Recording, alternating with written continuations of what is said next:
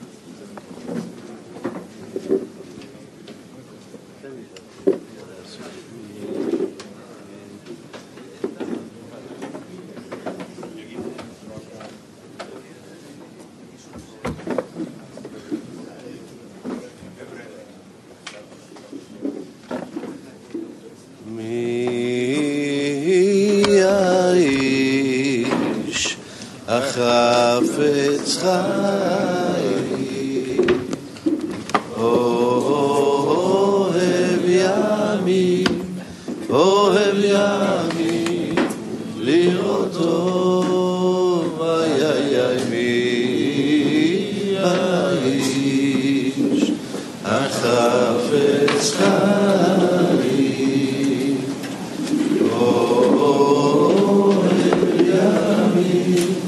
אוהב ימים לראותו, אצור לשון חברה ושפתיך ידבר מרמה וצור ורע עשה טוב בקש שלום ורודפהו. מי האיש החפץ חיים.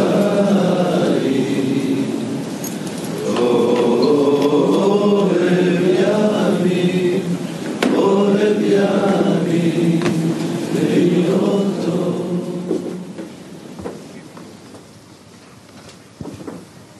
לילה לילה לילה לילה לילה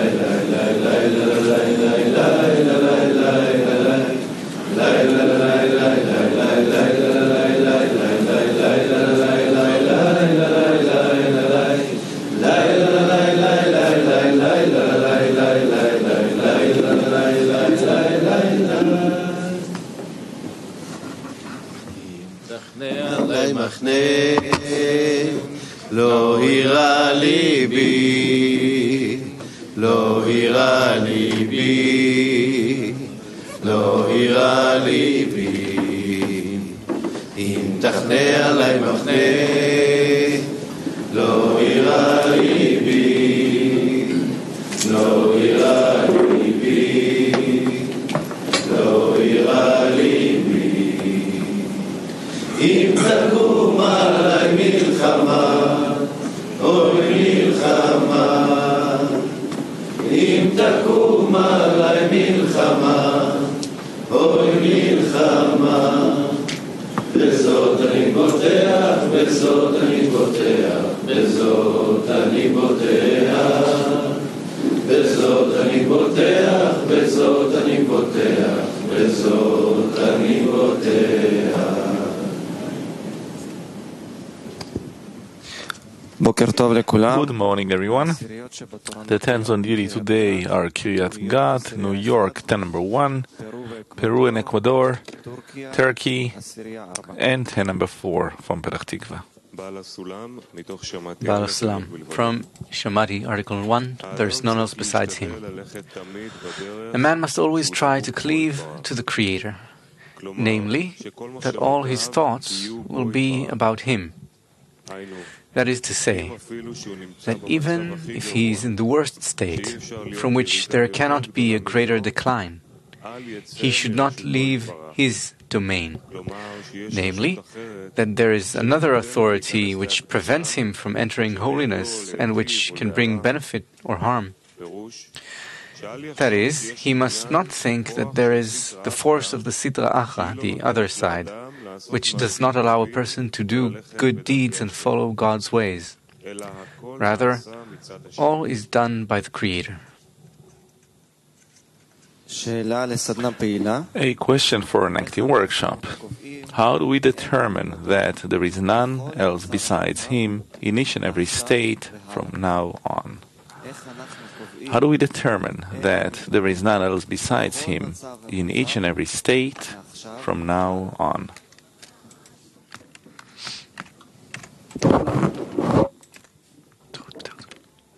The first and necessary station, you could say, is to get this restart, this shower of spiritual light every morning lesson, and from there to add tactics. To determine there is none else besides Him in each and every moment is a new restart. Whatever is in your power to do, you should do. And we begin with the morning lesson, we continue every day with the friends, with the lesson, with the love, with the group. We come to the evening lesson. And to never stop. And this acceleration, the lack of cessation is possible if you work with the friends. We need to create a kind of arvut hadadit, mutual guarantee, so that at the time that you're not thinking about it, other friends are holding the thought and helping you to come back, and the other way around. You constantly try to think about the friends. Yes, and there's none else besides Him. You're in the 10. It's one body. The body eats, washes, does all kinds of things. It doesn't matter. It's one body which belongs to there's none else besides Him. Yeah. There is, besides Him, it's a bit foggy, but the 10, it's in the here and now. And in the 10, you're engaging in spirituality, doing whatever you want, doesn't matter what, but thinking, writing, reading, all the rest is irrelevant to your spiritual development, really.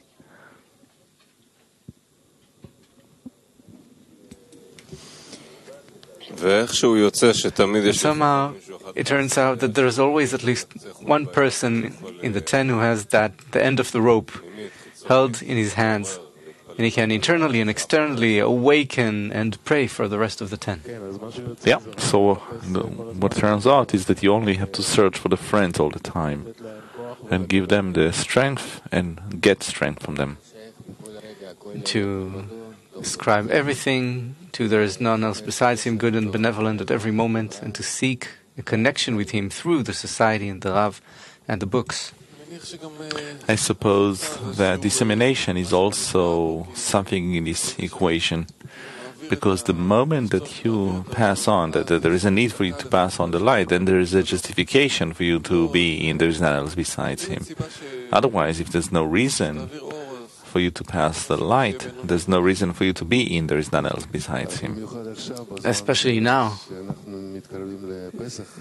we're approaching Passover, Pesach, and all kinds of thoughts and feelings go through us. But if we hold the 10 inside, meaning that everything is within, there's none else besides Him, it means that it's for the best. Yeah. You can also begin by thinking about all of our friends that right now are cleaning all over the building, and to hold on to them and to being integrated with them in this very important work they're doing. That could be a good idea right now.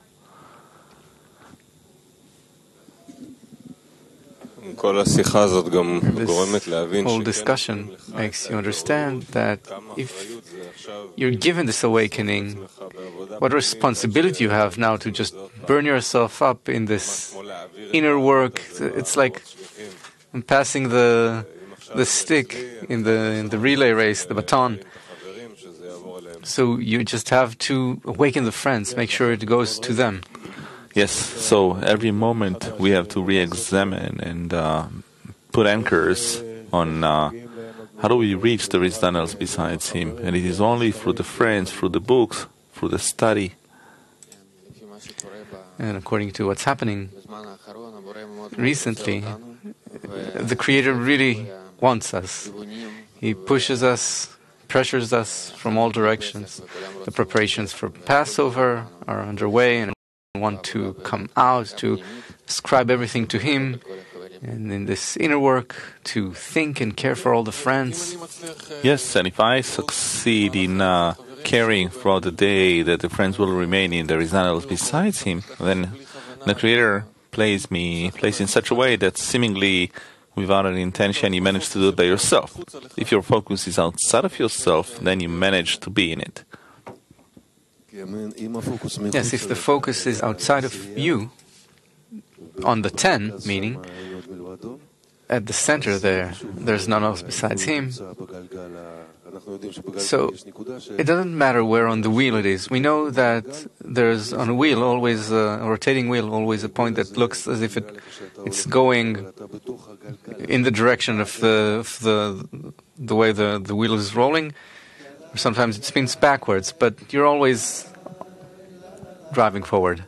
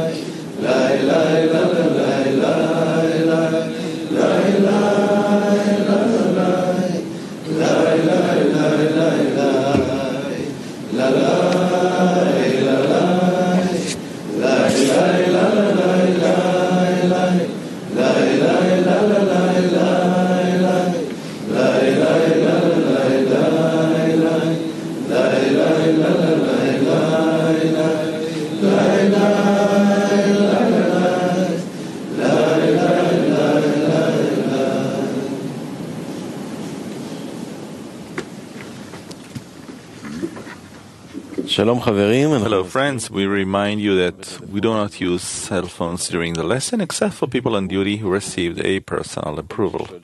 Anyone asking a question is asked to stand up, hold the microphone close to his mouth and speak clearly. And we are opening we're going to begin with the Passover book, page 136 in Hebrew. What is the difference between mercy and truth and untrue mercy? So you can look at it in for the Rabash essay. What is the difference between mercy and truth and untrue mercy?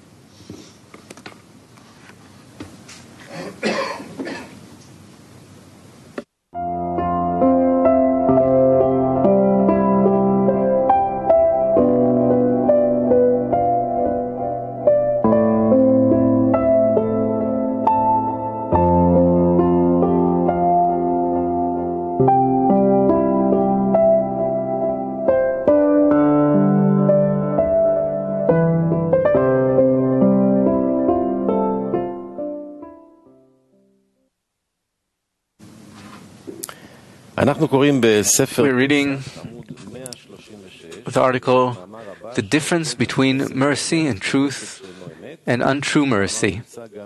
It's article number 8 by the Rabash. Questions can be asked on kab.tv, and some questions related to the lesson will be asked here during the lesson. Again, the difference between mercy and truth and untrue mercy.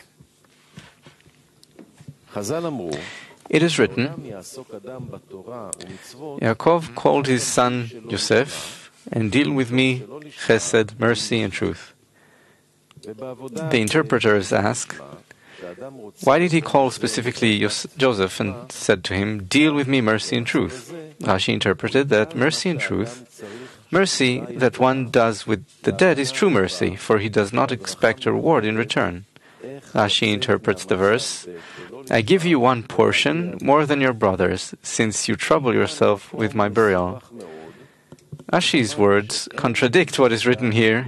He explains, giving you one portion more than your brothers, that is, because he troubles himself with my burial. Thus, this is not true mercy, since he is paying for him for his effort by giving him one portion more than his brothers. Concerning true mercy, Rashi interprets that he does not give him anything for his effort to bring him to the land of Israel. As he says, for the mercy that one does with the dead is that he does not expect a reward in return. Even more than that even though he sees the truth that he is not walking on the right path and he needs to change his way, that is, to get out of self-love, however, the shell of Egypt controls the body and a person cannot emerge out of this control but only with help from above. As our sages said, man's inclination overcomes him each day, and were it not for the Creator's help, he would not be able to overcome it. Therefore, the work begins primarily in the second state called Lo Lishma. It therefore follows that the work with the body, when it resists and does not let one work, is primarily when one is working in concealment and does not expect any reward from people, but rather he works only for the Creator, because He has commanded us to observe Torah and mitzvot and commandments. He wants to do His will, and this is His reason for observing the Torah and commandments. The only thing He lacks is that He expects a reward for this. He sees that He cannot work not in order to receive reward, but only if He promises to His body that it will receive some reward for its labor. To the extent that the body believes this, that it will receive reward, to that extent he can observe the Torah and commandments. But when he doubts the reward, he has no fuel for work. In such a state, when a person yearns to be a servant of the Creators in order not to receive reward, the body protests with all its might and does not give him rest when he says to it, I want to observe Torah and commandments without any reward. I want to observe the commandment of faith, meaning to believe in the greatness of the Creator, although the body does not feel the greatness and importance of the Creator, that it is worthwhile to obey Him and observe His commandments in every detail. By this I am serving Him, and I imagine that if the greatest in the generation were here to serve, and He would not let just anyone serve Him, but has chosen a handful of people, and I am among them, how happy would I be then? So why here, with the service of the Creator, I cannot work without any reward, and I expect to be given something in return for the service? This is so because there I see a person whom everyone respects, and they tell me how great he is. I can therefore grasp the greatness that they say about him. In that case, I serve him because of his importance. But with the Creator, we need to believe in his greatness and importance, and especially to believe that he is good and benevolent, since the body does not want to believe, but to see with its own eyes that it is so. For this reason, sometimes one overcomes and has partial faith, meaning to give him small portions. However, he does not have the strength to believe in whole faith. As it is written in the introduction to the study of the 10 Sfirot. Now, we can understand why a person cannot advance in the work of bestowal, meaning where he does not see a reward for his work, he has no fuel, and the body slackens in its work. We should say that this is only for lack of faith. When a person knows this, meaning when he knows the reason which causes him to weaken it so he does not have the strength to work, there is hope that he will be able to correct himself in such a way as to be healthy and strong and be able to go to work. But when he does not know the real reason for his weakness, he could listen to several people advising him on how to become better. However, nothing will help him, because each one tells him what they understand according to their views with respect to healing him. And temporarily he receives some medicine from them, or cure, and begins to think that they understand something, or he would not heed their advice. Moreover, it is easier to believe that they know what they are saying, because they themselves think that they are great experts. And the medicines they prescribe do not risk his life, his self-love. For this reason, anyone who feels some weakness in the work goes to them. They give them medicines which are pacifiers, relaxants. That is, when one feels some pain in the work of the Creator, when he sees that he is far from the truth and does not want to deceive himself, for this reason he goes to seek some cure, to heal his weakness in the work. When he takes the medicines they give, it is real remedy for the time being. That is, the pains he had have gone away thanks to their cure. And now, he is not in pain for not walking on the path of truth. Meaning that through the medicine that he received from them, he no longer has a demand for the truth. That is, a person who is on the way to enter the upper world, he goes through a very strict stage. We can call it the 7 years of hunger or the burdening of the heart. It has all kinds of names. And then he sees that he is in the will to receive and he's incapable of coming out of it, and he will not be able to come out of it. This is the truth, because this is his only nature. And therefore, here it's a dangerous place where if he is given some solution, seemingly, so that you can stay in your will to receive, you don't have to fight it, you don't have to feel that you're trying, but you cannot and nothing will come out of it, that you're in some suffering, and that you have no hope, as the will to receive depicts to a person. And it's true that he has no hope in the will to receive, and he hasn't yet received a will to bestow. So then the person runs away. He runs away to religion, he runs away to all kinds of other methods the most important is not to feel that his nature is a nature which is the opposite of him, that he's not facing Pharaoh. That's the most important. So he runs away, runs back from Egypt. And this is what we see. As it says, 1,000 enter a room and one comes out to the teaching. This is how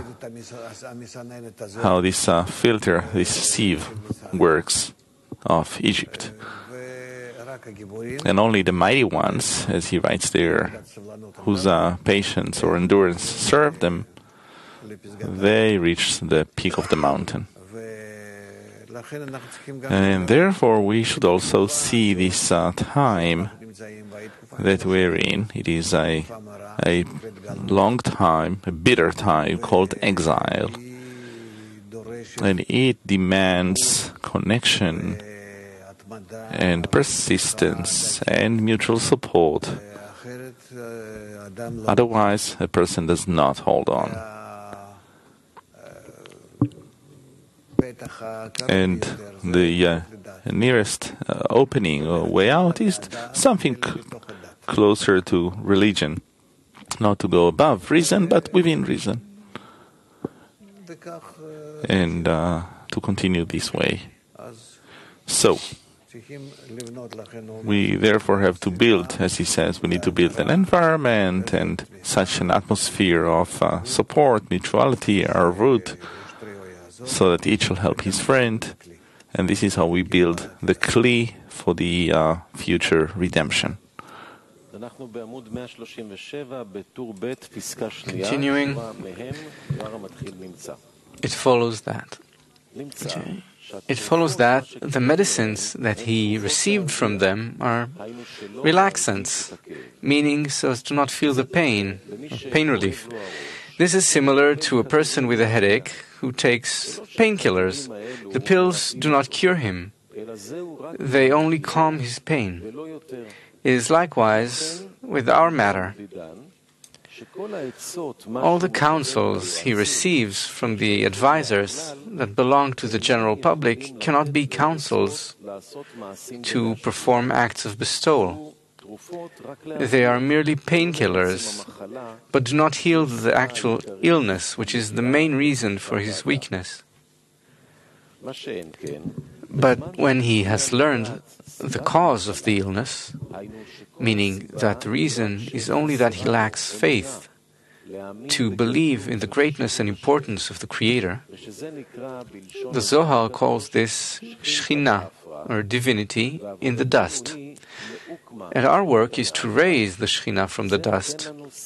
This gives us a different order in the work of the Creator. This means that one is dissatisfied, he's feeling bitterness. Each and every day he discovers that he is in order to receive. He becomes weaker against his ego that is putting him into all kinds of thoughts and desires and actions that are not kosher and further away from spirituality. And it seems to him that he's going backwards. And here, instead, they tell him, you did this? Okay, great, you're righteous. You did that? You're also righteous. You did that also. So in each and every action, you profit. And you seemingly are corrected already. So, of course, it's quite different. The way of the Torah is the opposite of the way of the landlords. And this is why a person simply goes for it. And you can blame him with anything. He did not succeed. And this is what he writes in the letter, that one who learned and was with my father, Baal Sulam, I find him even more suspect, because one who spent a long time in the wisdom of Kabbalah and advanced, however, did not yet cross the barrier, he has great bitterness, and he can become the enemy, the hater, who is against the Kabbalists, the greatest one. From there, come those who seemingly, on the one hand, understand what it says, on the other hand, they do not attain what it says. And they are the ones who are, how shall I put it, the most dangerous. Yes, do you have anything about it? Yes? Continuing where we left off. This means that one should know that there are actions and intentions, and we were given the observance of Torah and commandments in word and in action. However, all of them, both Torah and commandments, have an intention too, meaning to aim what I want in return for observing the Torah and commandments, meaning what I must intend while observing the Torah and commandments. Primarily, he should know for whose sake he must observe them. That is, it cannot be said of people in the general public that they should have intentions because they will come from lo lishma to lishma, and the actions alone will suffice. For this reason, they cannot be obligated to keep the intentions. Rather, as they observe the Torah and commandments in practice, in action, which applies to the commandments dependent on words or actions, the intention is not important then, for even if they have no intention, but rather they aim that now they are observing what the Creator has commanded them to do, this is enough for them, for lo lishma, not for her sake.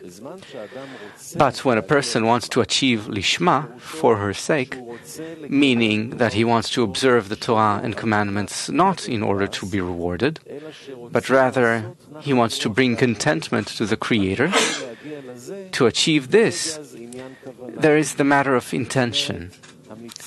This, meaning this commandment I am observing, with what intention am I doing it? I remember I used to still live in Rehovot, and I had a question, what is Lishma? It says that you must reach Torah Lishma. Where does it say so? Where there is a book where it says Torah Lishma. I thought it was some article or some book or something. And I was told, no, this depends. If you're studying in a kollel, then you're studying Lishma, in a special kind of yeshiva.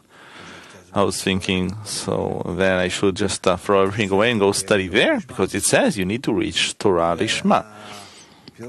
So the meaning of Lishma is completely not clear to anyone, even to those who study Kabbalah, until they're rewarded with interpreting correctly what Lishma is, what it is truly to bestow, above the will to receive, above any calculation for oneself. Everything is there is none else besides him. This means to an exodus or exit to spirituality. Otherwise, you cannot keep it.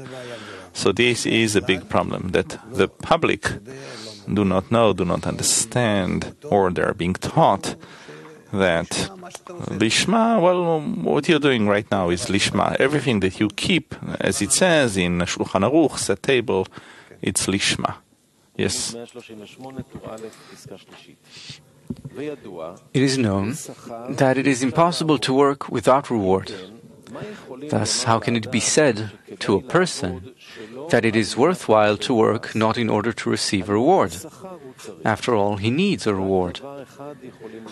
There is only one thing that can be said to him, that he will be rewarded with serving the king, and there is no greater pleasure than serving the king. Then, according to the importance of the king, so he will enjoy.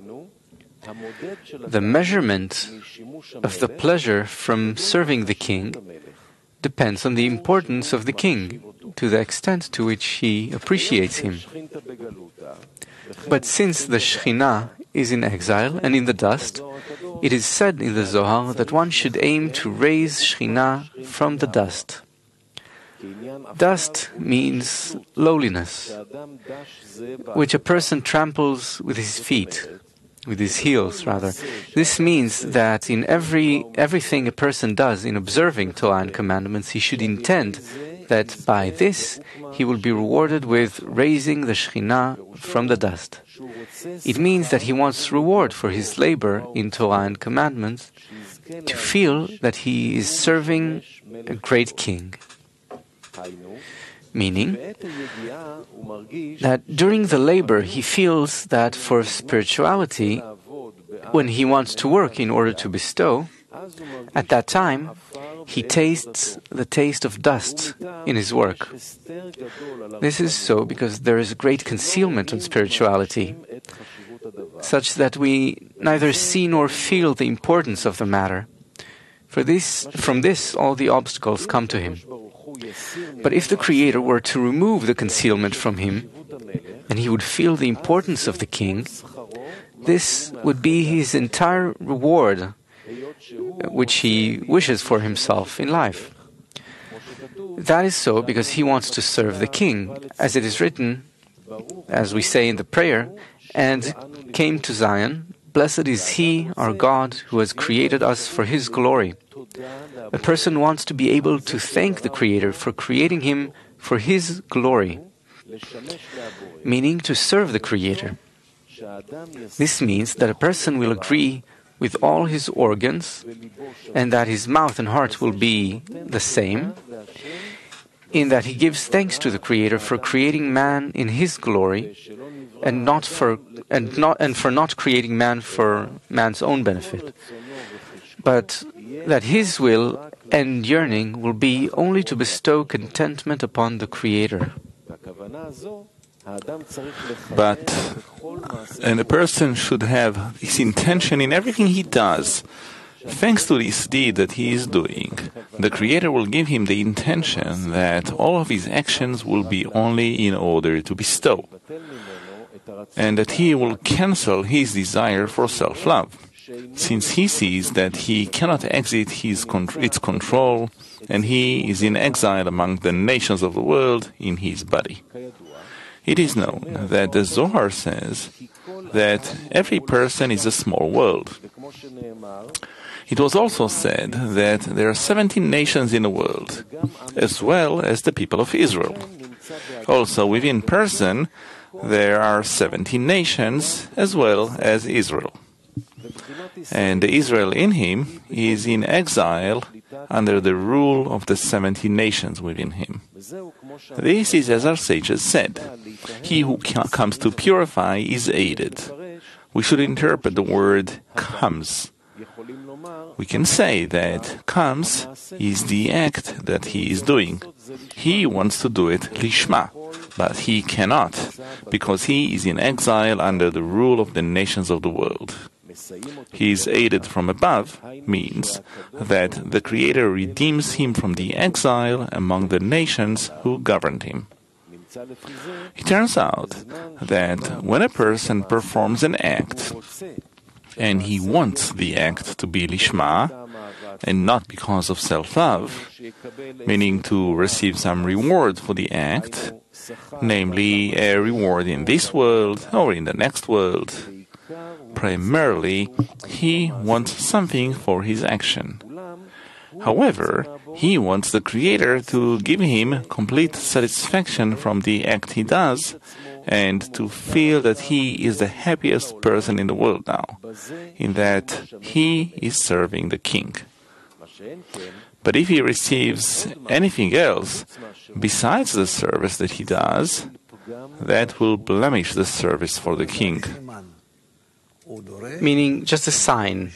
He demands a sign that he's serving correctly. The evidence of this is that he wants something more.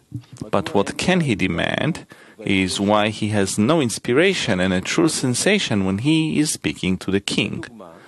For example, he is asking the king that when he blesses for pleasures and says, "Blessed are you, O Lord, who brings bread out of the earth," why does he not have the manners to be standing with fear and trepidation as one who stands before the king?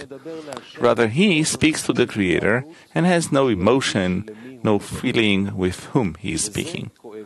This pains him, but since he is incapable of correcting himself, he asks the Creator to help him and give him some revelation, so that he will feel before whom he stands, before the King of Kings. So why does he not feel it? It was said about it in the Zohar, he who comes to purify is aided. It asks, with what? And it replies, with a holy soul. That is, he is given abundance from above, called neshama, soul, which helps him have the ability to come out of the governance of self-love and enter kedusha, holiness, meaning that all of his thoughts will be only how to bestow contentment upon the Creator. Meaning, not to ask for anything is impossible. Why?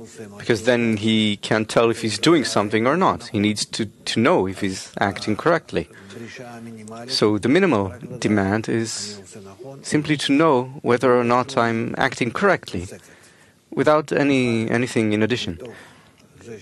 Afterwards, from that demand to know if he's acting correctly,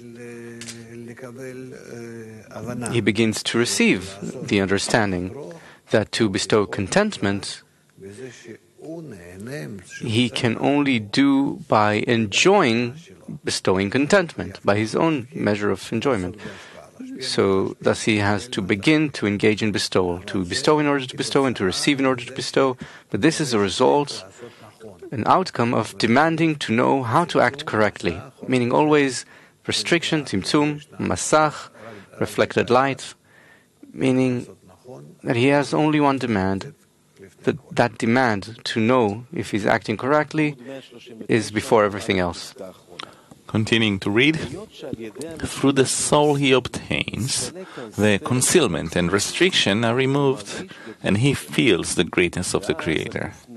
At that time, the body surrenders to the light of the Creator as a candle before a torch, and he feels that he has come out from enslavement to freedom. That is, while he wanted to work only for the Creator, the questions of the nations of the world in his body promptly came and asked, how can you give up the existence of the body and have no thought at all in its favor, and instead devote all the efforts and the senses only to be able to find ways to bring contentment to the Creator? Their questions are even worse, because a person does not think that these thoughts belong to the people of Israel, but that they are thoughts of the 70 nations. However, a person thinks that they are his thoughts,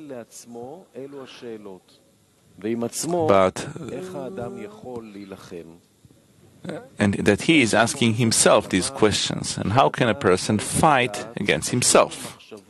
Bala Sulam said that one should know that these thoughts and desires that are foreign to the Jewish people, they do not pertain to Israel itself, but rather come from thoughts of the general nations of the world, which enter the personal nations of the world that exist in every person. When one believes that this is so, that they are not his, then one can fight with another body. But when he thinks that these foreign thoughts are his own, a person cannot fight against himself.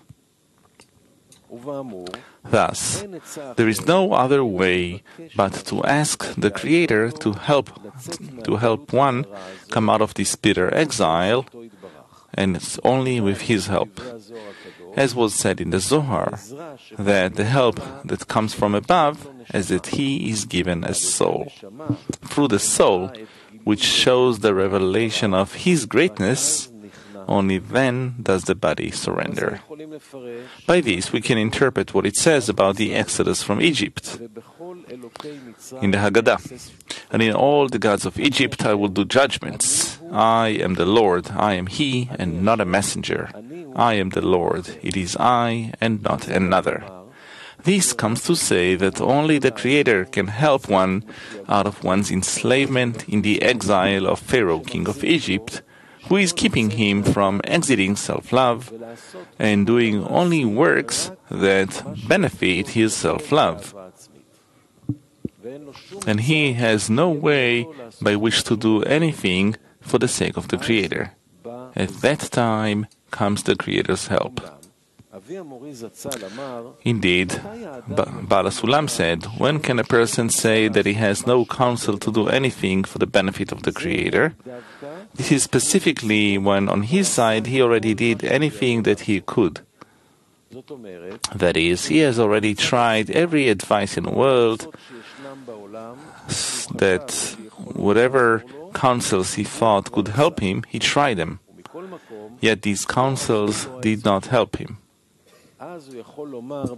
Then he can say wholeheartedly, if the Creator does not help me, I am lost.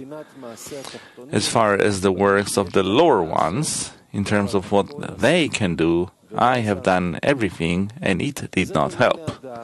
It is like a person who had a sick person at home. What does he do? He goes to the doctor and he says that the doctor will be a good messenger of the Creator and the sick one will be well.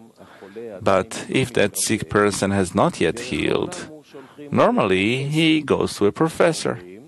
He says that he will certainly be a good messenger of the Creator and will heal the sick person. If the professor cannot help either, then they make a conference of professors. Perhaps together, by consulting, they will be able to find a remedy for the sick. But if that too does not help, then normally we say to the Creator, Dear Lord, if you do not help me, no one can help me. We have been to all the great doctors who are your messengers, and none could help me. And I have no one else to ask but you, that you will help me. Then, when that person is healed, he says that only the Creator himself helped him, but not through a messenger. This is what is written in the Passover Haggadah story, that the exodus from Egypt was done by the Creator himself and not by a messenger. It is as they said, in all the gods of Egypt, I will do judgments, I, the Lord, I am He and not a messenger, I, the Lord, and not another. In other words, when a person has done all the counsels and tactics which are as messengers, such as the above-mentioned doctors, but they did not help, then a person can pray from the bottom of the heart, because he has nowhere else to turn to for help, as he has already done all the counsels he could think of. This is the beginning of the matter of, and the children of Israel sighed from the work, and they cried out, and their cry rose up to God from the work. We explained what it means that their cries were from the work. From the work means that after they had done all that they could in the work that pertained to them, and saw that no help was coming from here after all the work, for this reason their cry was from the bottom of the heart. That is, they saw that no messenger could help them, but the Creator himself. As it is written, I am He and not a messenger. This is when they were redeemed and came out of Egypt. By this we will understand what the Holy Ari said, that prior to the exodus from Israel, the exodus from Egypt, the people of Israel were in 49 gates of Tum'ah, impurity, and then the King of Kings appeared to them and redeemed them. The question is, why did he wait until that time when they were in utter lowliness? According to the above, we can understand that before they saw their true lowly state, that they have regressed and could not advance to the side of Kedusha, then they understood that no messenger could help them. As with the allegory about the doctors, Then they cried out only to the Creator to help them. This is why it is written, I am He and not a messenger. The meaning of He Himself redeeming them and delivering them from the exile means that they attain that there are no messengers in the world. Rather, the Creator does everything. This is as it is written in the Zohar, he who comes to purify is aided. It says, with what is he aided? With a holy soul. That is, he receives the revelation of his godliness, called neshama. By this he attains his root, and then a person annuls as a candle before a torch, after he has obtained the neshama. For then he feels that it is a part of God above. Questions? The minimal demand for that sign that one is working correctly, that's something new for me. What is allowed to demand? I thought that too is within reason. It doesn't matter if it's within reason or above reason. I need to... What does it mean that I don't want to receive anything, to know anything, if I'm always in my ego and I want to do something above my ego, then I demand only this. What is above the ego? How can I do something which is against my nature? Well, this I need to be taught. Many times there is this feeling that I really don't know if I'm doing the right things, externally or internally. Yes. Well, I don't know. I don't see that there are any answers for it. Many times such a demand erupts. No answers, that's fine, no answers. But it's not that you shouldn't demand. You can. You want to do something. We're talking in a very real sense. Practically, we want to perform actions which are called bestowal, spiritual, not for oneself, to delight the emanator. I want to know what it means. Do you know how many teachings and methods there are who think they know how to do this? I don't want to make an error. So this is the method of the revelation of the Creator to the created being. A method that's revealed above the will to receive, above reason. All right, so I want to know what above reason means, how to do it, how to engage in it. I don't want to be passive, whatever comes, So, what are we working for? What do we want? We want to perform the work of God, of the Creator. So, what is it? We need to demand. What is raising man? It has to be a demand. Otherwise you'll just sit, and that's it. Maybe I'm not asking correctly. What is the work of God? Isn't that Pharaoh's question? What is this work that you do? No, there's a difference. What is that? What is this work for you? Now, we want to get to some actions of bestowal, and the ego doesn't understand this and asserts that there is no benefit to it. I'm just trying to, let's say, in the middle of the day, as we say, inner work, to pray for the friends. So, yes, I want to know if I'm doing it correctly or not. But and that's also correct. That's also a demand. Why not? I was thinking that this demand, we have the allegory that you talked once about the one who is at the end of the kingdom, keeping some hut in the forest, and the king forgot about him, everyone forgot about him, and he keeps on doing the work. You remember that? There's this allegory that I simply do what I succeed in scrutinizing, but without demanding even to know if I'm doing it correctly. Just the main thing is to do.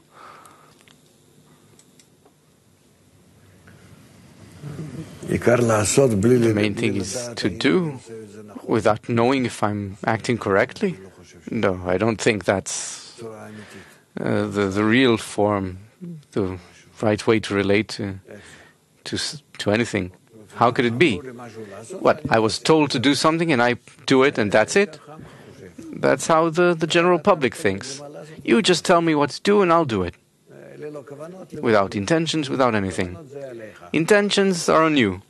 No, with intentions. Which intentions? Oh, you try to think about the connection, to demand for the friends, to think about what am I doing it for.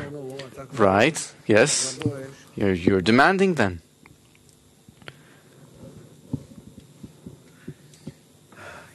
Yes. On the other hand, the true demand, how does a person determine that he has already done everything and then he says, not a messenger, etc.? Otherwise, what is he writing about? If the Creator will not help me, then I'm lost. Yes. How can a person say such a thing? It comes to him from the efforts, from the work. It doesn't come to him out of nowhere, that he just says that. He can't say anything like that. He doesn't mean it. He means to continue and continue and continue, and even if I die as I am, I'm not leaving this path. And then it comes by the order of degrees. According to the program of nature, the plan of nature, that's how it's revealed. But it's not that one says, right, from this moment on, I'm starting to demand something. No, it comes like all of the things we do. It comes on its own. What we study, well, we're learning what to do. And also, we hear of how these stages are disclosed. But they're disclosed on their own terms. It's not that we build them. Yes? So, he talks here about a single person, and he gives the example of the doctors, and later on he moves to the whole nation and the people of Israel's side. Yes. So the work of an individual compared to the work of the whole nation, or let's say a 10, what is the work in the 10 that then they all come to raise this demand?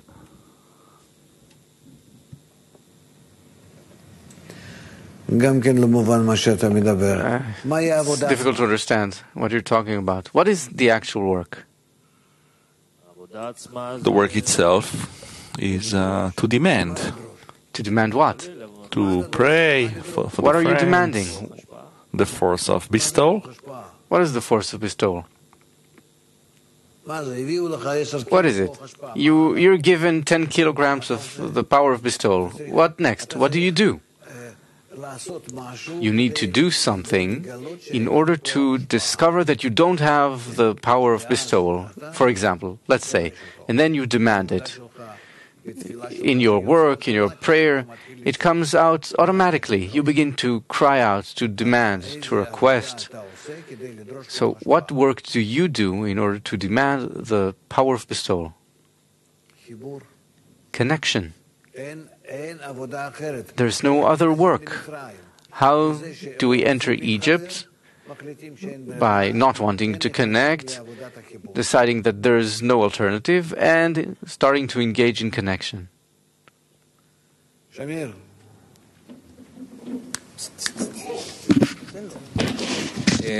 Tov Rav, you said that many Kabbalists, they don't even understand what Torah Lishma is. Even after studying for many years. Who? Kabbalists? No, there's no such thing that Kabbalists don't understand what Lishma is. A Kabbalist is someone who is in Lishma. One who studies the wisdom of Kabbalah, it takes him a few good years until he comes in order to bestow, and then he understands what Lishma means. I have a question that after reading this text, it feels that the Creator wants us to give out our prayer, to always come to a point where we can't do anything. And even from going from low lishma to lishma, it is always only the prayer for the Creator. It feels that the Creator plays a very big role in this.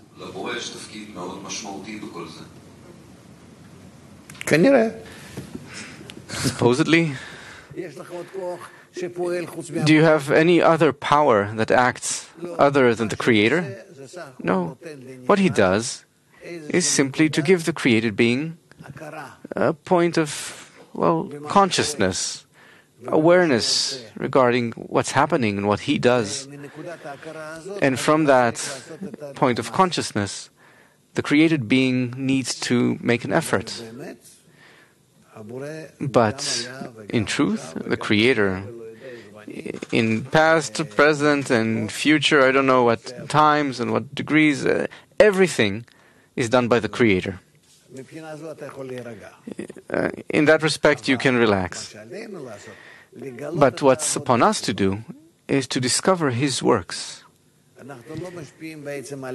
We don't affect or influence the work itself. We just want to discover Him more and more in order to glorify Him, to elevate Him.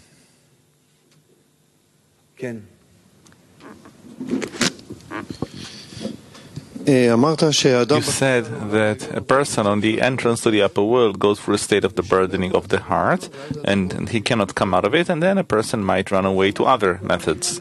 Well, that's what we see with the people of Israel and the Egyptians and Pharaoh and the Creator, everything in Egypt, how it comes to this very, very tense situation. Yes, we see that a person comes to a certain point where he enters a great burdening of the heart, and as much as he cries out, he discovers it all comes from the ego. There's like a wall there that he cannot go through. Yes. And then he receives some help. I understand that the help is actually greater adhesion with the environment, because by my own forces I cannot do it. And there's some force now that attaches me to the environment even more to the 10. This is actually the neshama that I get from above. This is the help the neshama I get from above. Through it. What do you mean? Through it, yes. The group is the vessel in which you begin to discover your inner spiritual forces called the soul. And then it's considered to annul as a candle before a torch. It means that I actually, this ego that I was struggling and fighting, it goes away, and it's included in the environment. Then one can be a part of this bestowal. Yes. So the whole thing is to attach to the environment more and more. Correct. You express it correctly. You have that ability. Yes, Satan. He writes here that without reward you cannot work, and the reward is that there is no greater pleasure than serving the king. The problem of reaching the importance, that's also a lot of work. So what is the reward before you reach this importance? Truth. Truth. You shall purchase and never sell. Yes. And to find that everything else is a lie. And you want to enjoy the lie? Go ahead. But you should know that you're going to enjoy a lie. Like drugs, for example.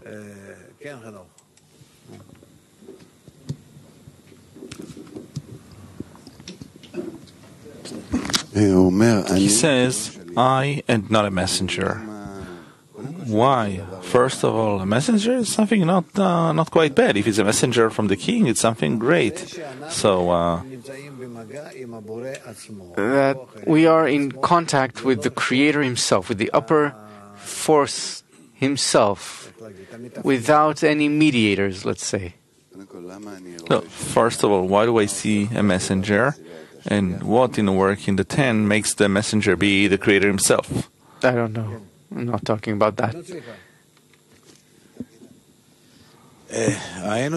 We saw that at the time that all the counsels and tactics the person has already did it, all the messengers like the doctors, they did not help. Then he moves on to... So maybe that also relates to what Hanoch asked. messengers or emissaries means that I'm not yet confronting the Creator directly with my own demand. But there are such states where it's as if I'm not pinning my success, my rescue on Him. Perhaps that's what he meant by the emissary. Meaning, I'm not requesting the Creator in His full glory, as we say. Then he says, then it begins the thing of the people of Israel cried from the work, and their cry rose up from the work. So this thing that we're reaching right now in Passover, we need to relate these things, right? What is it that we have to reach?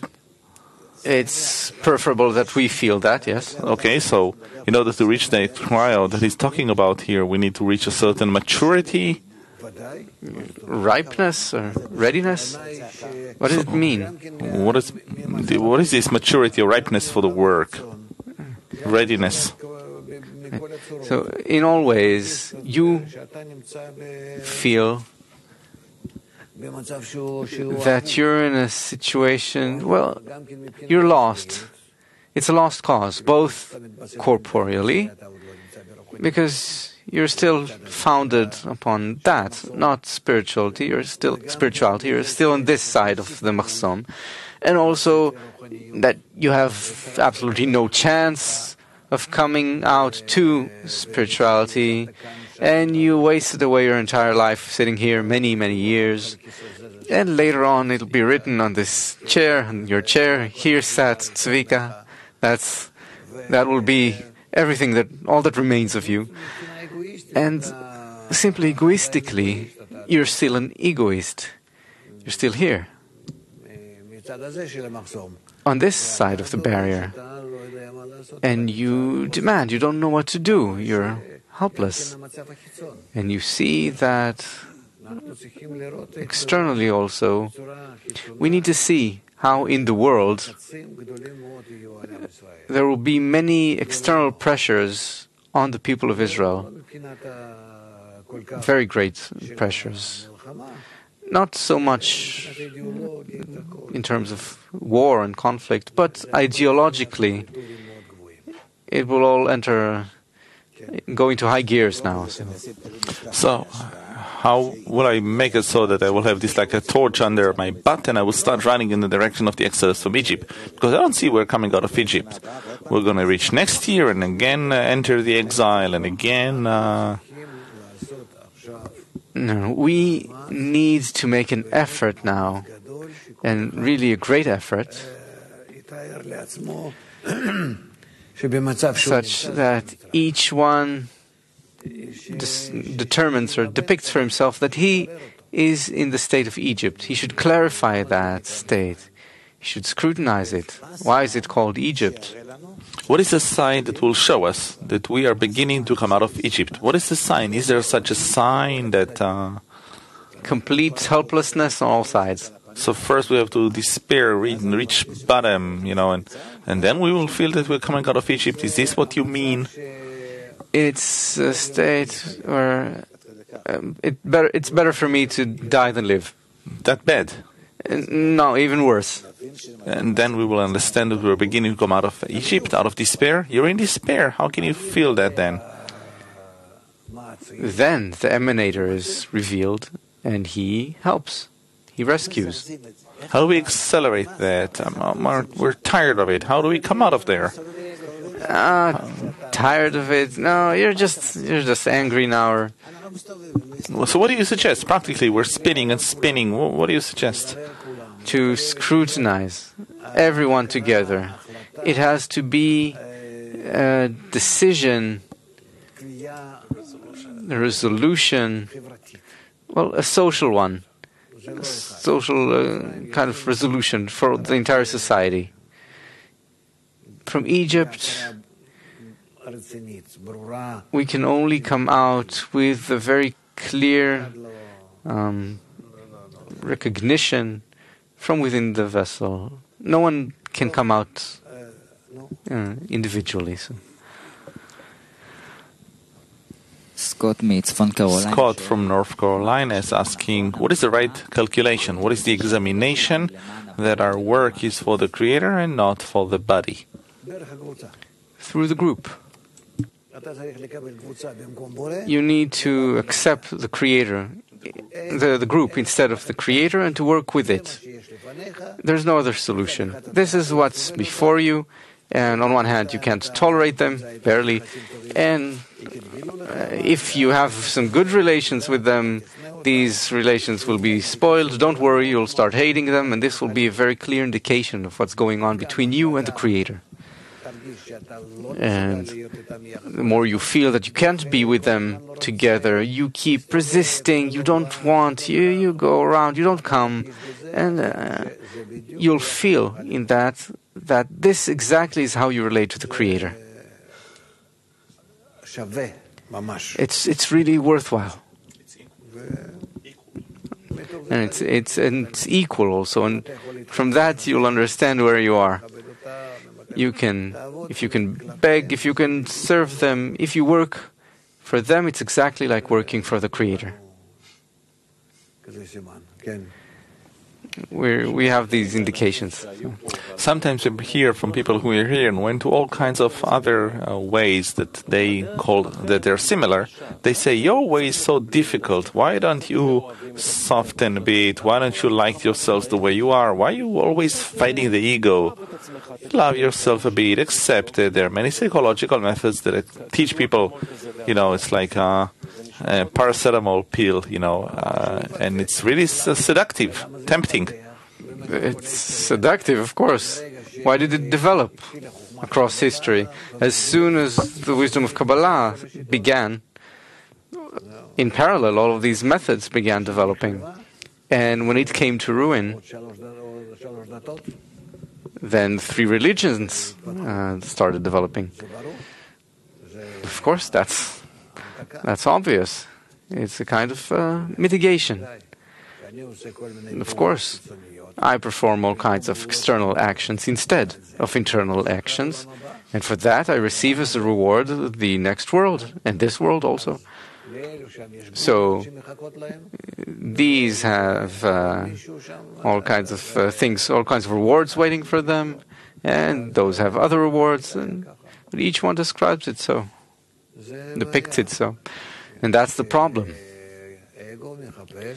The ego searches for, and of course this is deliberate, this comes from above, it's rooted in the general system, which is called reality.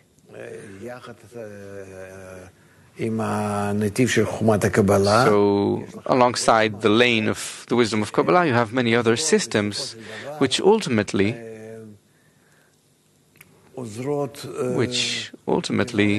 assist in clarifying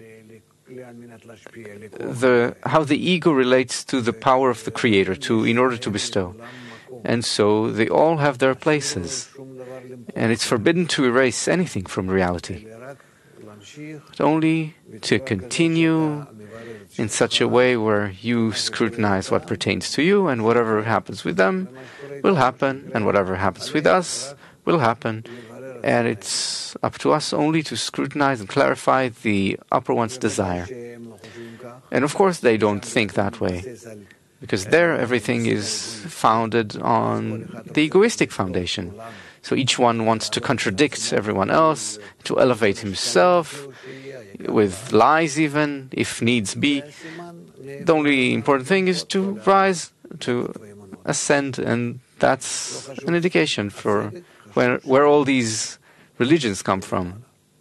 Justice doesn't matter to me. What's important is that I'll be above everyone. It's the true form of the ego. Earlier, when Eitan asked, what is the reward for the time being, you told him the truth. The truth. To see that this is the truth, it means that you have a reward. This is what is leading you. So, it's not clear to me how people who study, let's say, following the method of Rabash and Bala Sulam, how does it happen that suddenly the truth changes for them and they go somewhere else? the ego conceals. I simply don't, well, I can't agree with the fact that the ego is greater, so now I can't agree with being hurt. What does it mean that I'm studying for 10 years and not receiving anything, and I even feel worse? And sometimes I feel myself so confused, as if I didn't study anything, didn't learn anything. And even more than that,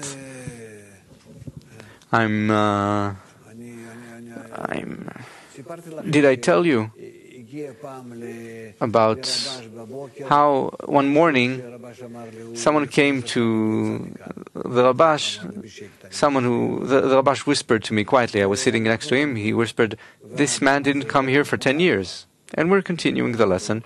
And this person was, well, pretty old already. He was 50-something, and I was 35 maybe. Yes, and then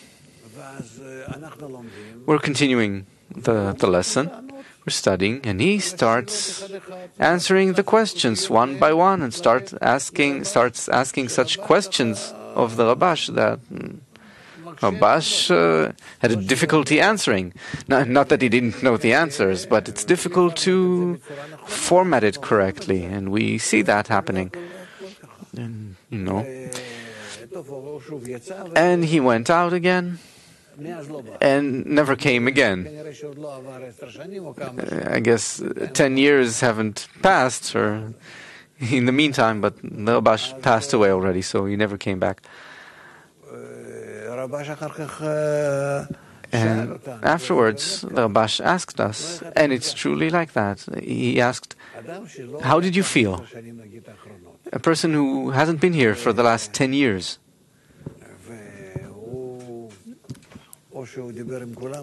So I don't remember if he spoke of this just to me or to everyone. So what did you feel? Did you feel something like, so what are we doing here? He studied by himself somewhere. Look at the depth of his understanding. He went through the entire study of the 10 Sefirot. He understands everything. He has good questions. He's completely coherent with it. And he also brings other source texts. And you, nothing. You're nothing. So what are we doing here? This is called the Torah, and that is called, well, knowledge, wisdom. You can bring people here and they'll know what's written without attainment or anything. Bring me those people who learn physics, mathematics, these type of STEM subjects, and you'll see how they understand TAS, the study of the 10 Sefirot, without any attainment. Who needs attainment? And also they'll make all kinds of things better than we do. All kinds of sketches which are better. It's unrelated. And there are many such questions which the will to receive brings to the person, such that the person doesn't understand. What am I doing here? What benefit will be of this? Will I die just like that, without any benefit from my life, without any reward, without anything here or there? What? In moments of weakness, one is given to many influences. Yes. I saw this, how many times? I think thousands of times in my life. And there's nothing that you can do about it. People drop off and they drop off and they drop off from the organization more and more until, well, those who leave, they leave. Yes? So how can a person guarantee tomorrow, or perhaps he can't? Patience, first of all. And to be certain to burn everything that he has behind him. Truly. One doesn't have any successful business that he can run away to, and one has nothing. He only has his work, maybe something with which he can cover his needs, and that's it. And there's nothing other than that, as much as possible.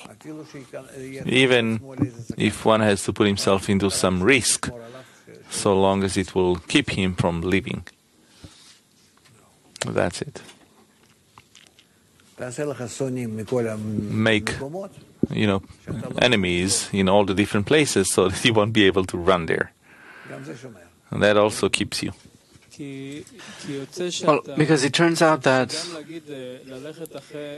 even to say, to follow the truth, well, you can lie to yourself about that always. I can always tell myself I'm following the truth. Well, you're constantly studying and you're constantly checking. It's just unclear to me how within this process it happens that people who invest themselves so completely according to some method suddenly find themselves in another method.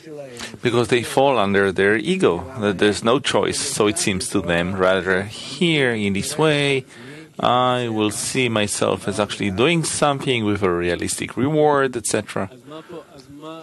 So, what holds you here?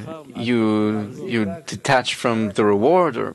Only the Creator can hold you. You only pin everything on Him. There is nothing else. I simply have nothing in the world.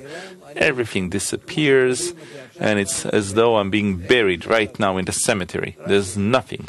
Only Him. Yes, the fact that tomorrow is up to Him entirely, that's obvious. He can in a moment disconnect you, and so a person doesn't have anything to do. Only the Creator. No, you do have what to do. To live this way. To live this way. But how do you live this way? Where it's only the Creator determining everything, and you don't... I heard that there is none else besides Him. This is how it is anyway, but you need to recognize it. You need to relate yourself to it. You need to determine it. I agree.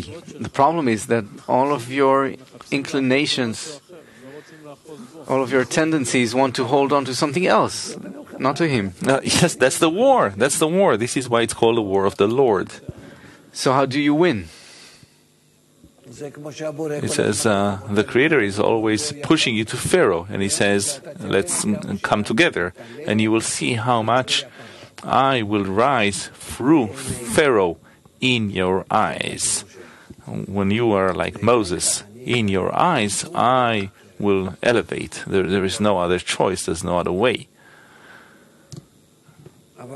But, again, each shall help his friend, arvut, all kinds of actions.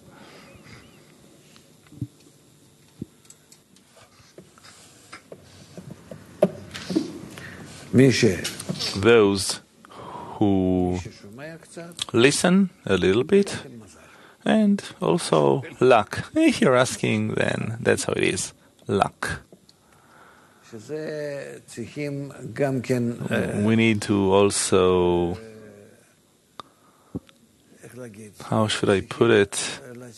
We need to pay attention that there is something from above, call it fate, that we need to pin on it also ourselves.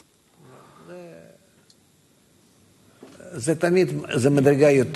always a higher degree that is taking care of me. Taking care of me. Your star. Okay, where is our task? Rachamim. Give us some nice ending. Rav, how can one come to the decision that the Creator will decide, that I'll decide, that the reward is to be human? That is contentment to the Creator. And then the Spirit of the Creator who created us for His glory, in the honor of the quality of bestowal with which I bestow to the whole of reality, and then in equivalence of form, I am He and He is I. How do we get to that? Amen. Amen. Do you think we remember even what you started with? Moving on to the next part of the lesson. Yeah.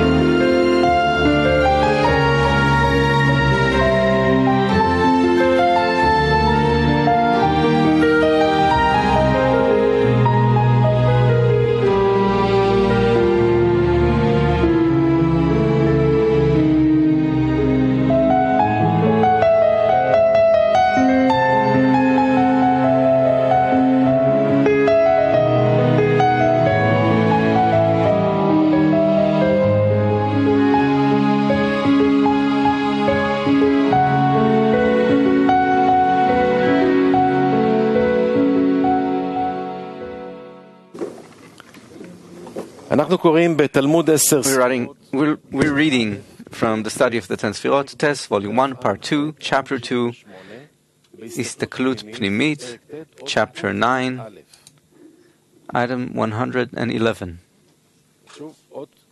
Again, 111. It is the same in every inner item too. When regarding Keter of the Esser Sfirot of the Keter, it too necessarily consists of 9 Sfirot of Or Yashar and 1 of Or Choser.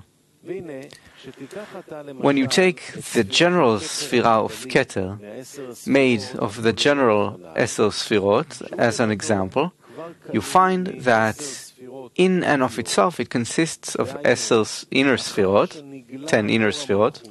In other words, after Or Malchut appears there, we can immediately see that in the first Sfira of that general Keter, now called the Keter of Keter, meaning the inner Keter, there are necessarily 9 Sfirot of Or Yashar. They are located below him, being Chokhmah and Bina and Chagat Nehi of Or Yashar in Keter. Again? The structure is the same structure, and where do we find some Partzuf? How do we know how many millions of Partzufim are before it and how many are after it? Rather, it doesn't matter where we are. It doesn't matter. I have a 10. That's it. For me, this is the template, the pattern. If in it I reach adhesion, I reach the general adhesion. I don't need that there will be some upper 10, a first 10, or it does not matter. The Ein Sof is in each and every detail, also in a complete manner. This is how it is in spirituality. It's not that I have to connect these and those and in terms of quantity. No. Only qualitatively. If I touch in my Malchut towards the first 9, which are the group, in a complete manner, then I'm in adhesion at the end, at the complete end of my correction, and a complete general end of correction at the same time. There's no little in spirituality.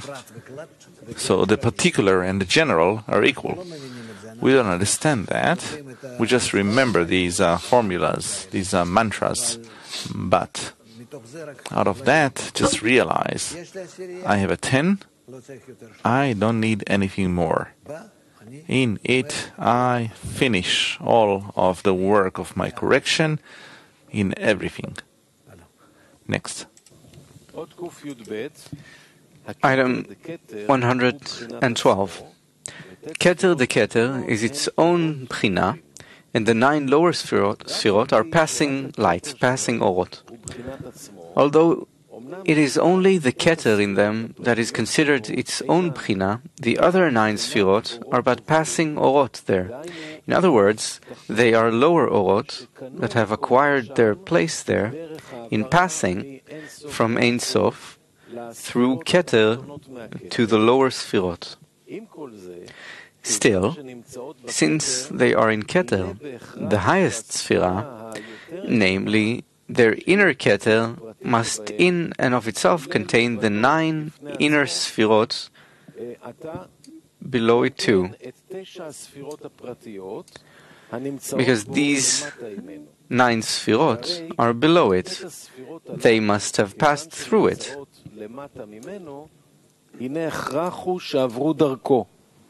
Because they passed through it, they must have acquired their place in it. For there is no absence in spirituality. Just as we have said about the general 10 Sfirot, it turns out that now this specific Keter alone also has 10 inner Sfirot that consist of 9 Sfirot of Or Yashar, Kachab Chagat Nehi, and 1 of Or Choser, being the Or of Malchut in the Keter of the general 10 Sfirot. So in every particular Sphira, we have all the Sphirot that when we're before it and all the Sphirot that, what does that mean before it? From Malchut of Ein Sof and through it all the way to the general Malchut. And all of the Sphirot that are from the general Malchut that they pass on to the Malchut of Ein Sof. So you don't have the smallest detail that does not include the whole of reality. That's how it turns out. Yes.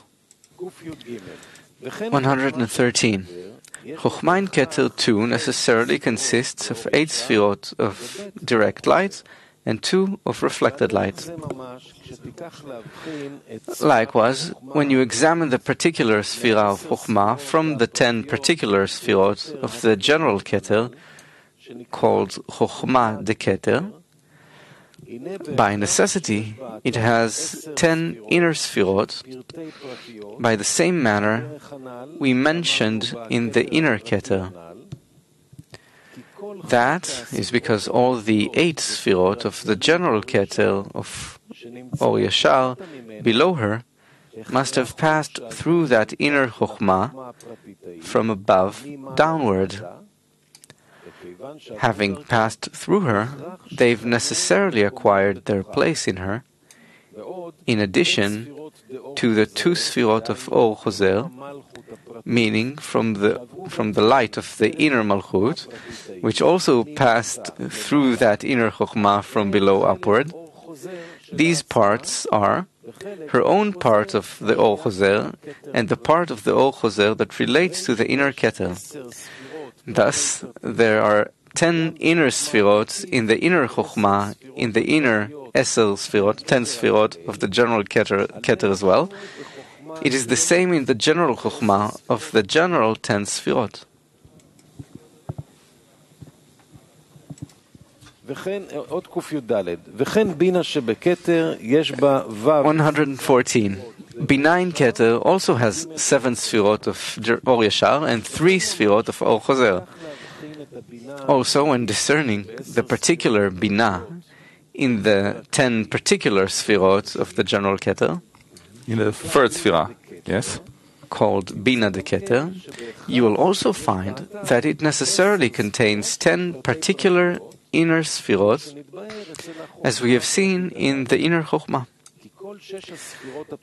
That is because all 6 particular Sfirot, Chagat Nehi of Or Yashar, of the general Keter below her, necessarily passed from above downward through that inner Bina, that particular Bina, and acquired their place in her. Together with Bina herself, they now become 7 Sfirot of Or Yashar. Also, the 3 particular Sfirot of Or Choser passed through that general Bina from the inner Malchut of the general Keter from below upward, meaning her own part of the Or Choser, the Or Choser part of the particular Chochmah, and the Or Choser part of the particular Keter.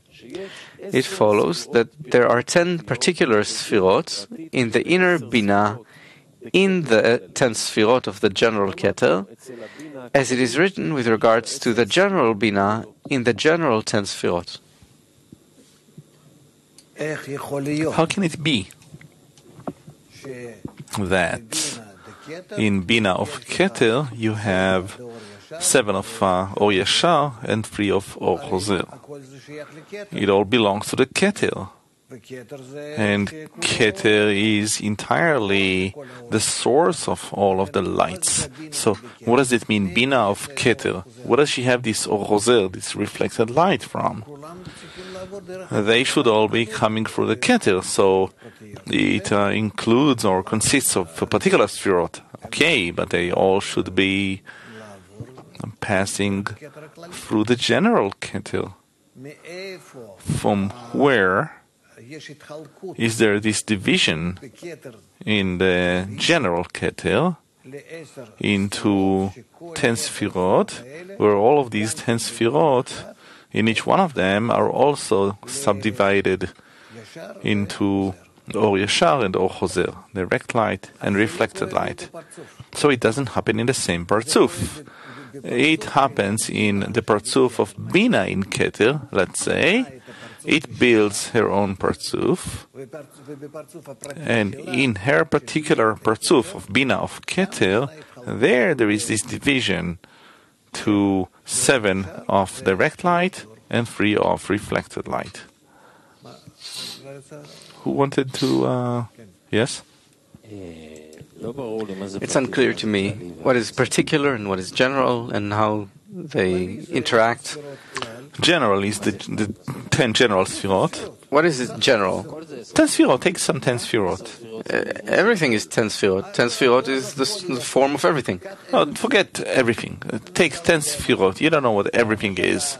Everything that it's like in the galaxies. You see, everything you see, you're told that it's just the end of something. And in general, you have such that. So, what we discover, we don't discover even 1% of what there is. So that's how it is. You take a part called 10 Sfirot. Why? There is the emanator there, there's a receiver there. With respect to that part, it's a complete Havaya, an enclosed Havaya.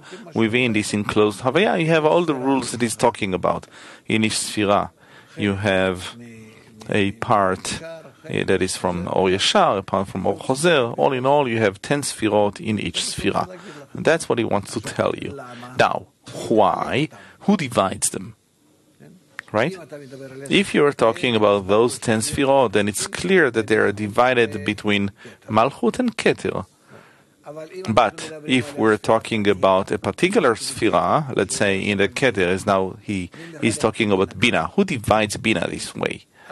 So, Malchut, that stands in Bina, where there are 10 particular Sfirot, she divides Bina in this way, so that Bina has 7 of the Or Yashar, direct light, and 3 of Or Choser, reflected light. Malchut divides. Malchut in Bina. Why not the Malchut of these 10 Sfirot? Malchut, the Bina divides Bina? Of course, who else divides it? Isn't Malchut the... No, all right.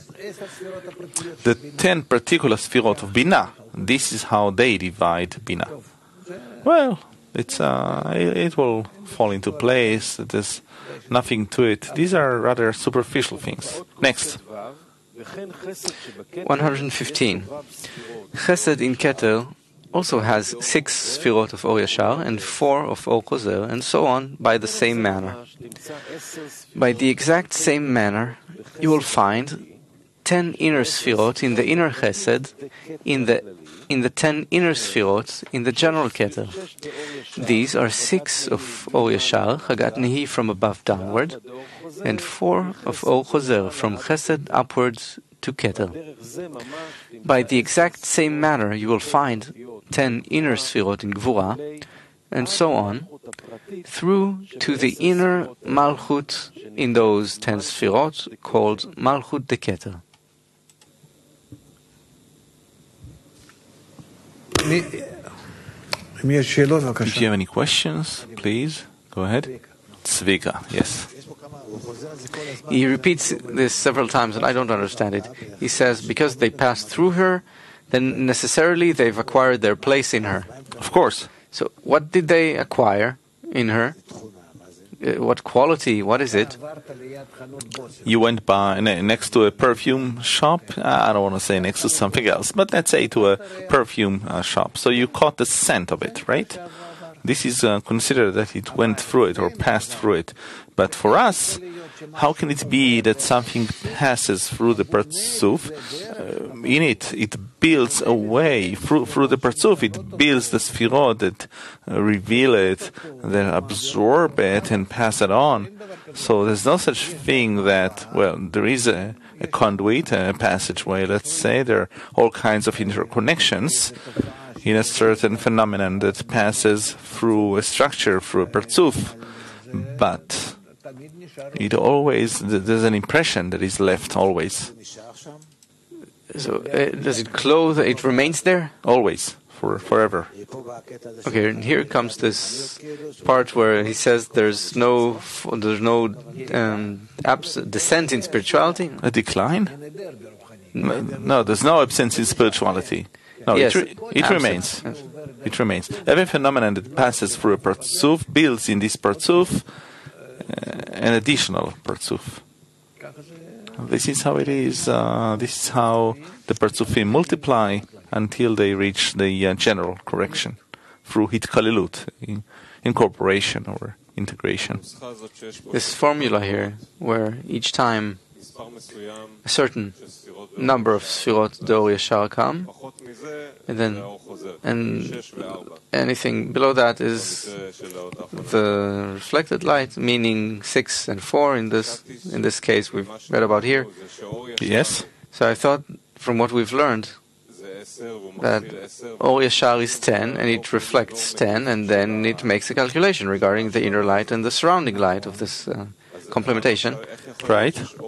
So how can it be that there's direct light which is 6 Sfirot or 4 Sfirot? Because this is how the Masach divides the light into Yashar and Choser, direct and reflected. It depends on what phenomenon in the Kli we're talking about. If we're talking, let's say, about that Bina, that has up to Bina, it's direct light, and from Bina and below, it's reflected light. So it's clear that this is how it works within the Partzuf.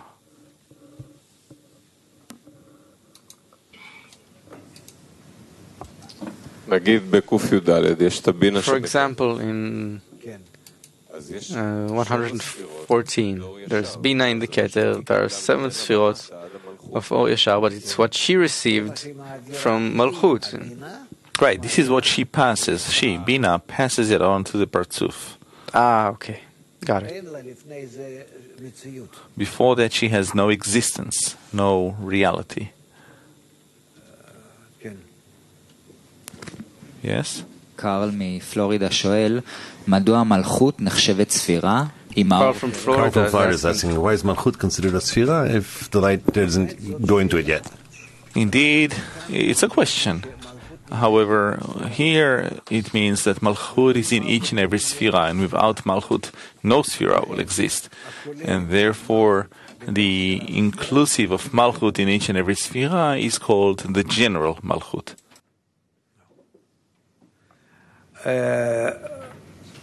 This relates to Tzimtzum Aleph, the first restriction, when Malchut was disqualified of being a vessel of reception, and as much as she can resemble the first 9, then she exists. And therefore, Malchut is the master or the owner of the Or Choser, and as much as she makes Or Choser with respect to each and every Sfira, she in herself, it ends out that she includes 10 Sfirot. But otherwise she would not exist, and also her 10 Sfirot would not be there. It's only because she is working with Tzimtzum, Masach, and Or Choser. By that, she acquires her ability to shine in the entire Partzuf and to exist on her own. Well, we will talk about that. No, enough. Yes, what? Continuing that, there's something strange with the Malchut. It's like maybe I'm too much bleach inside of me, but he says in 112 that the Or Choser, meaning the first 9 of there's Kachab Chagat Nei, and one of Or Choser being the light of Malchut, and that is in Keter. And then he says, and then in all of the Otiyot, it's like the light that Or Choser is the Keter and Chokhmah, the Keter, the Chokhmah and Binah, and the Or Choser is with like, Or Yashar is with the others. He never mentions the Malchut in Or Yashar. She doesn't have it. She doesn't have Or Yashar, direct light. So that's why I'm asking, how does that work out? Only Or Choser, reflected light, where after the restriction that there is no Or Yashar in Malchut ever. So it's not like there's no opposite triangle like we always say. No upside down triangle. The Malchut that goes through all the Sfirot that are Or Choser always. How much or whatever comes to Malchut, it's considered that light comes to it. Light, why? Because otherwise it would not respond, right? So, if one Sfira of light comes to Malchut, let's say, okay? So it's 1. Yes. And then there are 9 of Or Choser, reflected light.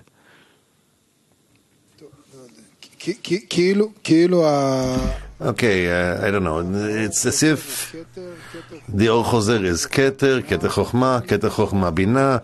Is that the structure of the Or Choser in all the Sfirot? From Malchut, yes, that's how it is. Malchut is Keter of Or Choser. Okay, well, let's continue. It's something we need to read, and it will settle. Really, there's not much here beyond the ordinary. It's just some superficial description.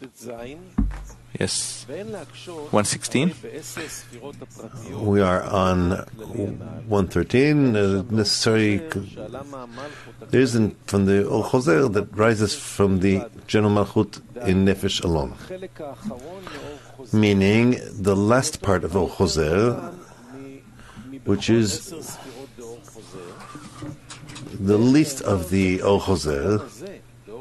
And how could we say that this small part of Or Choser expands on its own to the 10 Sfirot, the new 10 Sfirot, until it complements each individual Sfira, each of the general Sfirot that are lacking for the 10 Sfirot. So, Keter of Or Choser, how much of it comes to the Keter, the general Keter? Malchut of Or Choser, right? And this is enough in order to clothe all the Sfirot that are in the Keter? How can that be? Next. Item 117. The Nefesh of Or Choser in the general Keter is necessarily divided into clothing of the 10 inner Sfirot in Keter. Indeed, the answer is that it is ultimately a must for that part of Nefesh of the inner Or Choser that rose from Malchut to the general Keter to have clothed all 9 inner Sfirot in the general Keter. Otherwise, these 9 Sfirot of Or Yashar would not have been captured in the Partzuf and shown there. For it is known that Or Yashar cannot connect with a Partzuf except through the vessels of reception of the Or Choser. And because the Or Nefesh clothed the 9 inner Sfirot of Keter, thus we necessarily find that in passing from below upward, it completes the number in each and every one of those inner Sfirot to the 10 inner Sfirot that they lack. Because it gives Chokhmah the 2 lights that she was missing. One for her own clothing, and another in passing to clothe Keter. And to Binah, a third and a fourth to Chesed, as demonstrated above.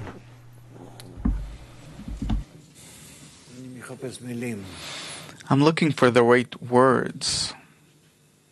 Maybe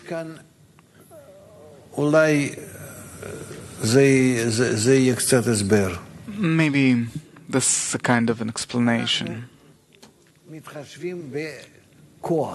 We're taking the power of the light into consideration.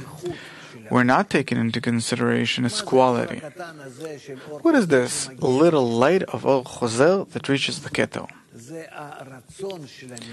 It's the created being's desire to identify and to equalize with the Creator. His Boreh is Keter, and he's willing to serve him and be like him and instead of him and everything. Therefore, the fact that one light goes from Malchut to Keter, how to put it, it's not that it's less than all the other Sfirot of Or Chozer reach from Malchut to Keter, but it's the most qualitative light. That really, the Malchut of the general Keter, the private Malchut of the general Keter, the general Malchut of the private Keter, it's that Sfirah that's willing to be there with respect to the Creator. It's the general Malchut that builds itself, that created itself. I don't know how to forms itself vis-a-vis the Creator as the Malchut of Keter. Try and kind of realize it. Therefore, all the corrections that the general Malchut does, receiving from the Keter through the 9 Sfirot, 8 Sfirot, doesn't matter, receiving from the Keter, it receives it in order to get organized, in order to format itself, in order to know how to respond. But the sum total of its action toward the emanator is to be the Malchut in Keter.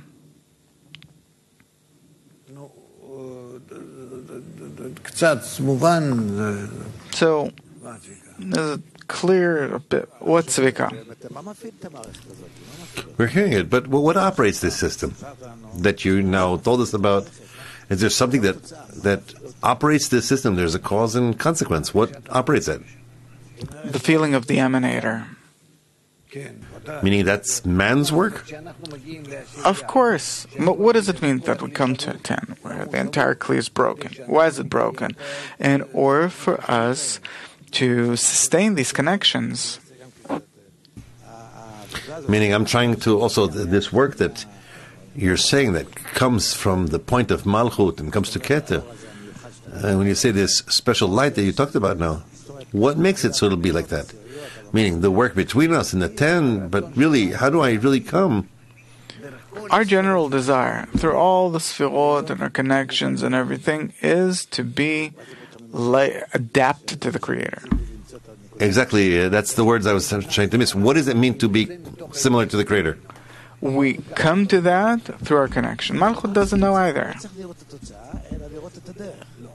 Meaning we don't need the result. We don't need to see the result. We need to just know the path. You need the result, but only after that.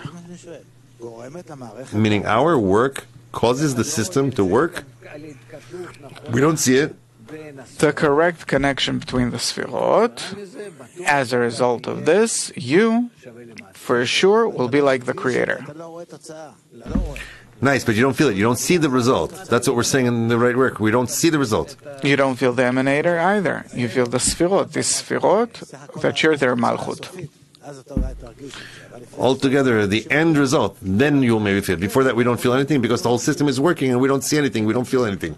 Otherwise, it'll corrupt you. Okay. Let's continue. Item 118. It is so also in the 10 Sfirot, inside the 10 inner Sfirot, in the general Chokhmah. Keter of the 10 Sfirot inside the 10 inner Sfirot of Chokhmah contain 9 Sfirot of Or Yashar and 1 of Or Choser. Just as we have explained the 10 particular sfirot within the 10 inner sfirot in the 10 particular sfirot in the general Keter, so we will explain the 10 particular inner sfirot in each and every one of the 10 particular sfirot of the general sfira of Chokhmah. Because in Keter of the 10 inner sfirot of the general Chokhmah, called Keter of Chokhmah, you necessarily find 10 inner sfirot. These are her own light, and the inner 8 sfirot, Bina, Chagat, Nehi, that went from above downward, thus 9. There is one Or Choser that rose from the inner Malchut of the general Chokhmah. Thus, you have 10 inner Sfirot in the Keter of the general Chokhmah. It's according to the same laws. Nothing changed. Whatever part you take, you can relate to it as the only existing Avaya in reality. 119. In the inner Chokhmah, there are 8 Sfirot of Or Yashar and 2 of Or Choser. The inner Chokhmah in the 10 inner Sfirot of the general Chokhmah, called Chokhmah de Chokhmah, works by the same manner. It consists of 8 of Or Yashar from above downward, and 2 of Or Choser from below upward. Similarly, the inner Bina in the 10 inner Sfirot of the general Chokhmah has 7 of Or Yashar from above downward, and 3 of Or Choser from below upward. So it is in Chesed, in Gvura, and so on, through the inner Malchut in these 10 Sfirot of the general Chokhmah, called Malchut of Chokhmah. She too has 10 inner Sfirot of Or Choser, meaning because she necessarily clothes all the 10 inner Sfirot of the general Chokhmah and sends them her illumination, thus it necessarily follows that they are all travel through her and acquire their place inside her. You see, Kabbalists, they're not lazy. They write and write, so it'll enter your head. 120. The 10 inner Sfirot of the inner Bina operate in the exact same manner.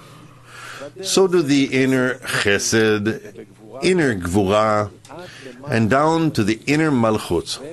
And no further explanation is needed here. Instead, we will explain one more Sfira from the inner Sfirot, so as to demonstrate how she too, in and of herself, necessarily consists of 10 inner Sfirot, which are now 10 inner Sfirot within 10 inner Sfirot. 121. As we try to examine the inner Bina of the inner Sfirot, which is, for instance, one of the 10 inner Sfirot in the inner Chokhmah, in the 10 Sfirot in the general Chokhmah, called Bina in Chokhmah of Chokhmah, here too we find that she has 10 Sfirot of her own. According to the same principle, meaning 7 of Or Yashar that traveled through her from above downward, and 3 of Or Choser which traveled through her from below upward. 122. We can also make such infinite discernments for whenever you take any Sfira, even after it has been divided 1,000 times, that Sfira still comes from an arrangement of 10 Sfirot. Thus, a part of those 10 Sfirot have necessarily gone through that Sfira from above downward, and some of them traveled from below upward. Thus, these 10 Sfirot have necessarily acquired their place in that Sfira for all eternity. As we've explained above, thus in that Sfira you would necessarily have all 10 Sfirot. Meaning we never have to do the math. Where is it in general regarding the general Malchut of Ein Sof that we don't attain and don't understand and don't anything? It's enough for us. Imagine were we able to investigate our reality this way, the reality that we live in, our world. Were we to take a small area and we'd study it and attain the whole of reality in it. We don't have the kelim for it. The truth is that it's true. You can even attain everything in one person, but we don't have the power for it. In spirituality, we do. In spirituality, when we turn to any part, we relate to it as to everything, as to Ein Sof. And therefore, we have complete attainment, even though that we can't swallow the whole of reality. It's unrelated whether we attain this small part of the 10 private sfirot. We attain everything. The main thing is to attain it. Yeah. 123. However, you should know that even when you divide the 10 into inner 10, and then another inner 10, and so on, you should not think that all the Sfirot remain equal. They do change significantly as they divide, and one is not like the other. It is so because the lights of Or Yashar never come in their designated place as the Sfirot divide, except in Keter. That is because in Chokhmah there are only 8 of Or Yashar, meaning from Chokhmah downward, and 2 of Or Choser, Yesod and Malchut. If so, the 8 lights of Or Yashar come in the purer Kelim, meaning from Keter to Hod, and the 2 of Or Choser in Yesod and Malchut. It turns out that the Or Chokhmah clothes Kli of Keter and the light of Binah in the Kli of Chokhmah, etc., until the light of Yesod clothes the Kli of Hod. It follows that the lights of Or Yashar do not come in their right place, and only the Or Choser always comes in its right place. Because Or Choser of Yesod comes in the Kli of Yesod, and the Or Choser of Malchut in Kli of Malchut of Malchut. This only relative to one another, because it's impossible that one light enters another Kli. Because it's the Kli that reveals the light and can't reveal something else than it is. So the relation that existed between the previous Kli and the current one, this is the relation between them. 124. Similarly, Binah has no more than 7 lights of Or Yashar, which clothe the pure Kelim. It adheres to the rule that the receiver receives in the purer things, meaning from Keter to Netzach. It follows that the light of Binah permeates the Kli of Keter, and the light of Chesed, the Kli of Chokhmah, and finally the light of Yesod in the Kli of Netzach. But only the 3 lights of Or Choser settle in their place. The lights Hod, Yesod and Malchut, and the Kelim of Hod, Yesod and Malchut. 125. We can learn from the above that there is a big difference between the inner Binah of Keter and the inner Binah of Chokhmah and the inner Binah of Binah, etc. Because only in Binah of Keter is the light of Binah in her own Kli, whereas in Binah of Chokhmah there is only the light of Chesed in the Kli of Binah. And in Binah of Binah, there is only the light of Gvura in the Kli of Binah. And that is the case with all of them, for one is not like the other. The truth is that it's the light of Bina and the Kli of Bina always. But in order to compare what is the light of Bina in the Bina of Keter, what is the light of Bina in the Keter of Bina, what is the light of Bina in Bina of Bina and Chochma and Bina of Bina, and so on. So the relations between them are like the light that in Bina of Keter we have the light of Keter of Bina, and in Chochma we have less already, and so on.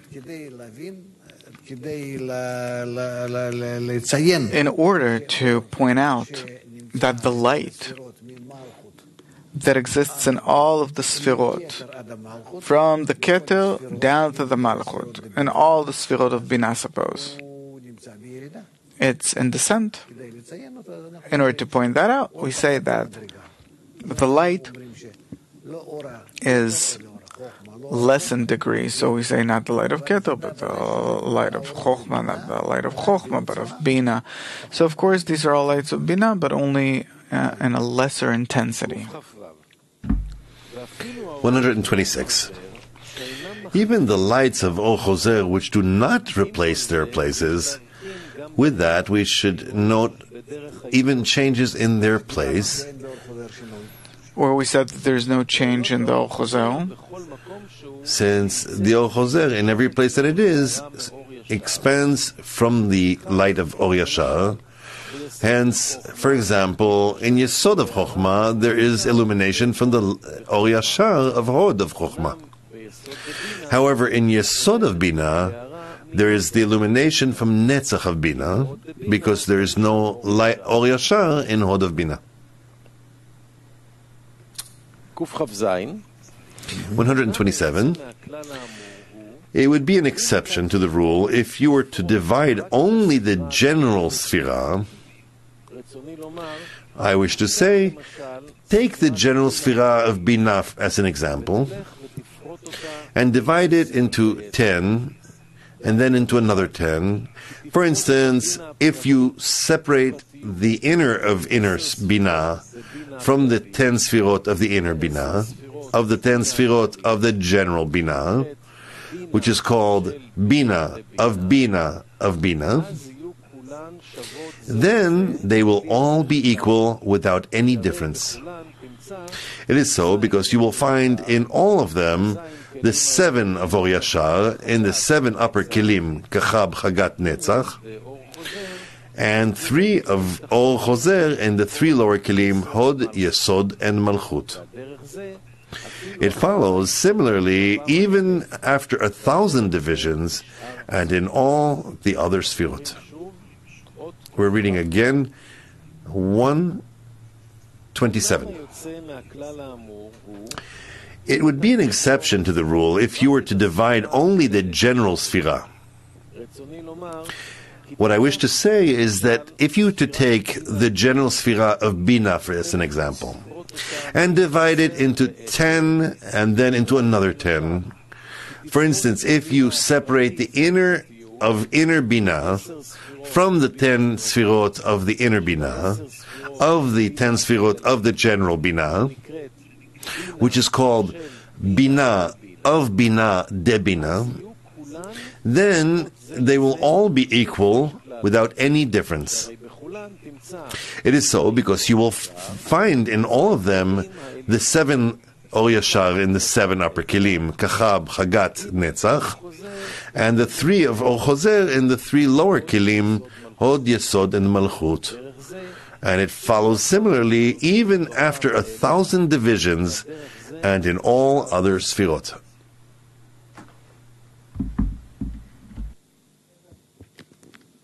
What are you looking at me for? Yeah?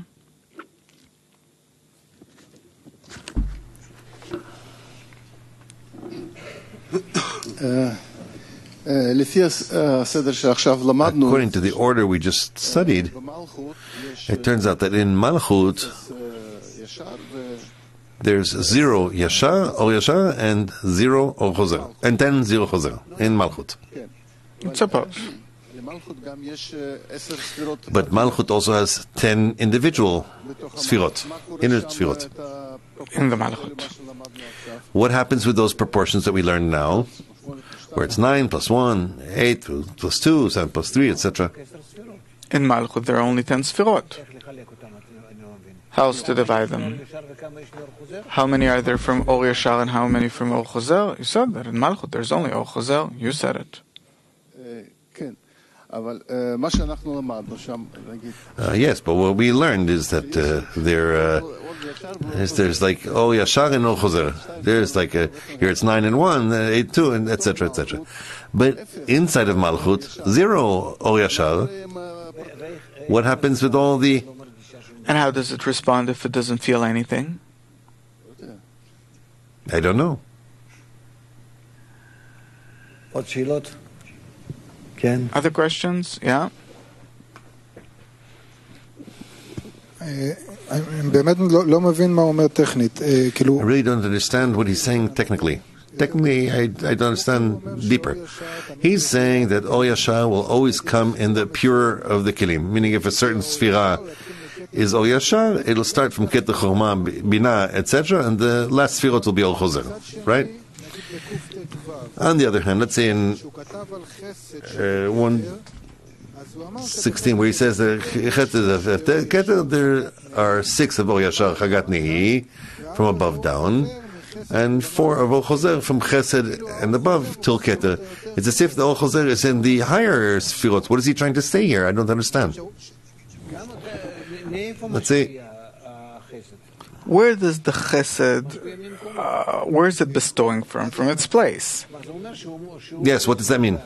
It means that it makes the Zivug Daka instead of it, and then it bestows. And then it turns out that the Sfirot from it up are the Sfirot of Or Chozer. So how does it... Right. It always completes what the upper can't give. So it's as if in the first part he talked about each Sfira influences from her downwards and passes it onwards, downwards. And here in the last part he talked about the fact that in each Sfira it receives Or Yashar in the first Sfirot and the Or Chozer in the last ones. Yes? Suppose. In the sketch, this how it looks. No, what does it mean? And that's what I don't understand, because these two parts don't work out for me. What does it mean qualitatively, what he's talking here?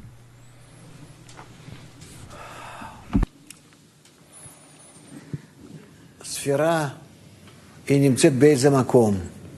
is in a certain place, namely in a certain status. Everything that's before it is toward the emanator. Everything that's behind it, it's either it itself or the emanated being. Suppose the Sphira is, you said, Chesed something. Yeah, he wrote here about Chesed of Keter. Okay, Chesed and Keter. The Chesed bestows. It's the Chesed in the Keter. In the Chesed in the Keter, you have bestowal. That it bestows downwards. How does the Chesed of Keter bestow? It spreads in all the 10 Sfirot, or it doesn't. It has to expand in all 10 Sfirot. Why do we say that it spreads only Chesed, Keter Chokma Bina? It doesn't fill it up. Well, these are the Sfirot. So why do we say that? Because it itself, when it bestows from the 10 Sfirot. How can a light cross downwards, come downwards, if it itself doesn't consist of 10 Sfirot? It's made up of 10 Sfirot. That's okay. Well, okay. Now, what does it mean that once he talks from it downwards, and once he talks from, in that same degree, he divides it to 10 Sfirot? What is this division in horizontal and vertical, seemingly? Suppose Chesed is in the general Keter. From the general Keter, the Chesed bestows. What can it bestow to? To the Kelim below her. The Kelim that she belongs to. that belong to them, just like chesed that stands in the ketel bestows from chesed down to the malchut, the same way it bestows from chesed down to the malchut and the general partzuf. I can't grasp what's going on here. So tell me, please, how does the general ketel fill the sfirot that's beneath it with the light of chesed? It has to make a zivuk on it. 10 sfirot. In that same chesed, there has to be 10 sfirot and zivuk daka. And from there, and the light of chesed fills the sfirot, general sfirot. Where are they? From chesed down to malchut. Now, when the kelim come, he says that the lights of Or Yashar clothe the purer kelim and the Or Choser in the coarser kelim. What does that mean? It simply fits it. Where it stands at the head, filling the kelim, making the zivuk daka there. And first and foremost, that it's in ketel, then it bestows from ketel downwards. It can't dress in the sfirot of keter chuma bina down to the chesed. They don't belong to him. What to do if I simply can't feel this schematic picture at all? It's like I can... Oh, we'll wait. We have to move on to the next part. We'll get back to it. Okay?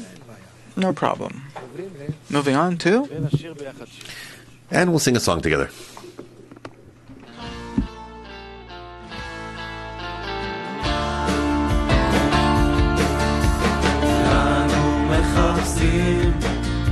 כולנו שואלים את השאלה של מה הטעם בחיים, רק אם נתאחד נצא מהסתרה. עכשיו אנו אומרים נעשה וגם נשמע, רק אם נתאחד נצא מהסתרה. עכשיו אנו אומרים נעשה וגם נשמע. תן לנו את הכוח ורצון להתגבר, על הכל ביחד נתגבר. נטפס על הסולם, אנחנו לא נוותר. תן לנשמה להתעורר, ננסה לבד, אף פעם לא נמצא מהי השיטה לפוצץ את המחיצה. נקבל ערבות, נחזק את הקבוצה. עכשיו אנו אומרים נעשה וגם נשמע, נקבל ערבות, נחזק את הקבוצה. עכשיו אנו אומרים נעשה וגם נשמע. תן לנו את הכוח ורצון להתחבר, על הכל ביחד נתגבר.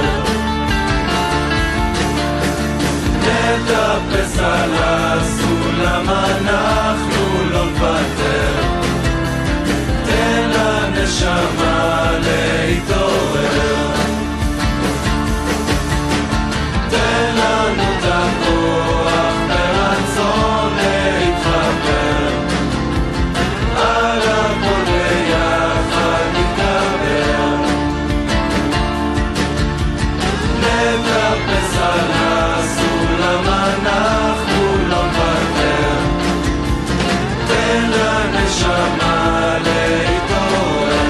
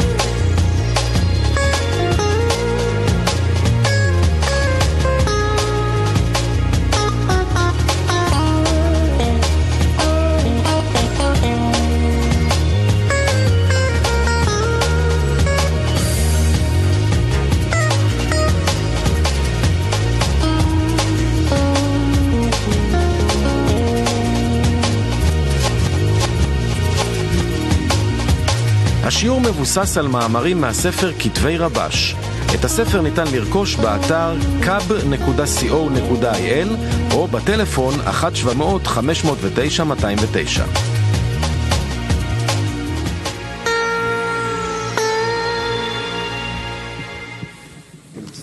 אנחנו קוראים בספר פסח. We're reading from the Passover booklet. It's the Rabash's third article. You can find it on Kabbalah Media, letter number 3, Rabash. You can ask questions live on Cap TV.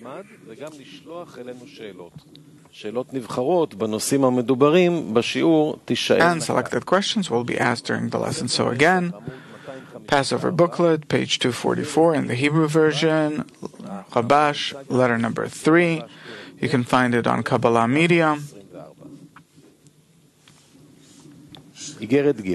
Letter number 3. I read the letter signed by, and I thoroughly enjoyed your taking upon yourself the work and love of friends. Concerning your first question, I cannot answer it in writing because they are matters of oral discussion and it is not advisable to write them down. Concerning the second question, I'm writing you an article about what I heard from my father, Bala Sulam. You preserve man and beast, O Lord. Our sages explain that these are cunning people who pretend to be as beasts, and you're writing me that it is good to actually be a beast. Instead, you must walk in the way of Torah and wisdom, and draw from the brightness of the upper pleasantness the sweetness of the palatable pleasure of the upper light. However, it must be as the shepherds of Abraham's cattle, and not as the shepherds of Lot's cattle. You should understand these matters with what I said yesterday at the third meal before our friends concerning the verse, I will go down to Egypt with you and also bring you up, as well as the verse, and he said for Ekye, I will be, meaning with you, and this shall be a sign unto you, and I have sent you. When I shall bring the people out of Egypt, you shall worship God on this mountain. What is the connection between Ekye, I will, Anochi, I am, and Har, mountain? In the book Letters of Rabbi Akiva, it is written, Ekye asher Ekye, I will be what I will be, said the Creator. I have created the world with the quality of goodness. With the quality of goodness, I lead it, and with the quality of goodness, I will make it new. Another thing, Ekye asher Ekye, said the Creator, with the quality of faith, I have created the world. With the quality of faith, I guide it. And with the quality of faith, I will make it new. We should understand the meaning of the verse, I will be what I will be, with the respect of the quality of goodness and the quality of faith. Our sages interpreted the verse, Ekye asher Ekye, to mean, I will be in this trouble, for I will be with them in their enslavement to the other kingdoms. To understand the above, we need to know that when a person begins to observe Torah and mitzvot on the line of Lo Lishma, he feels that he is in trouble, called Egypt, meaning that the king of Egypt constantly asks, who is the Lord that I shall obey his voice?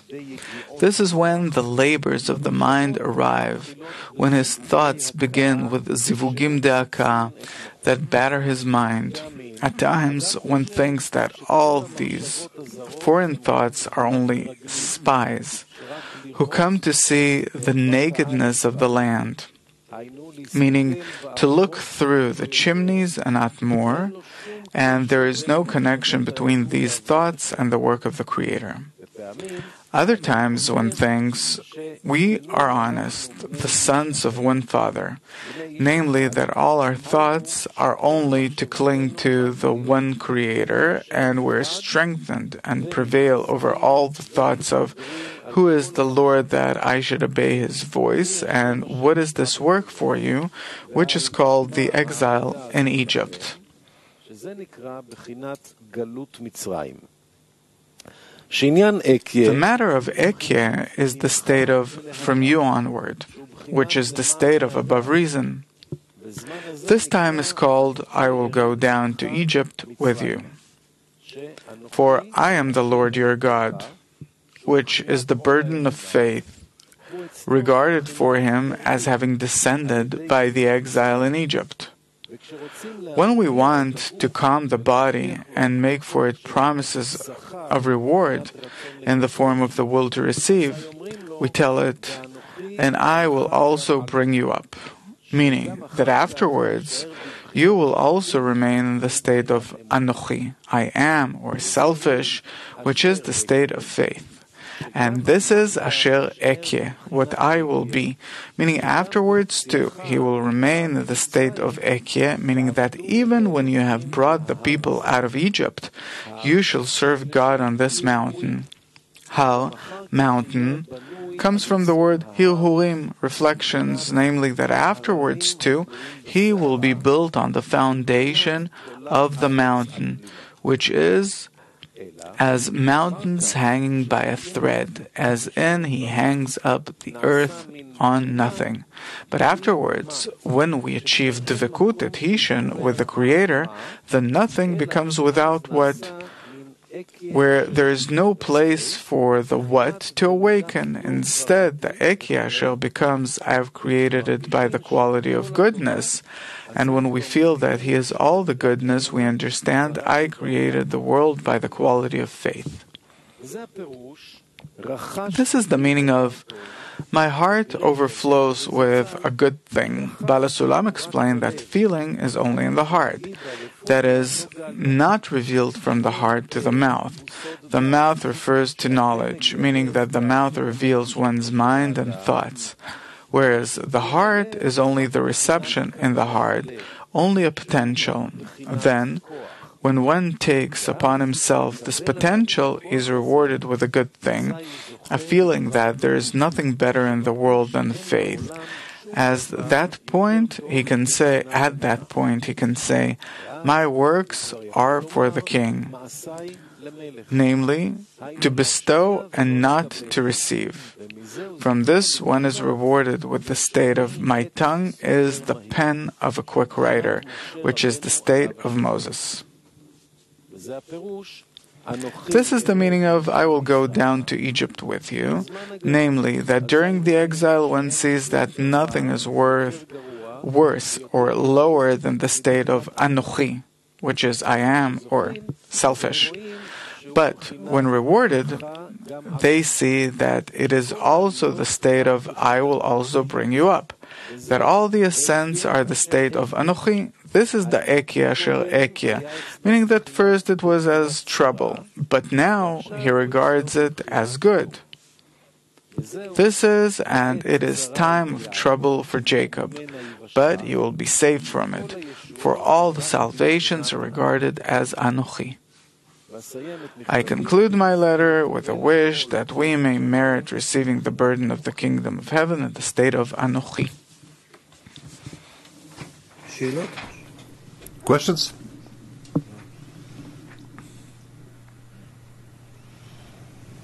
So,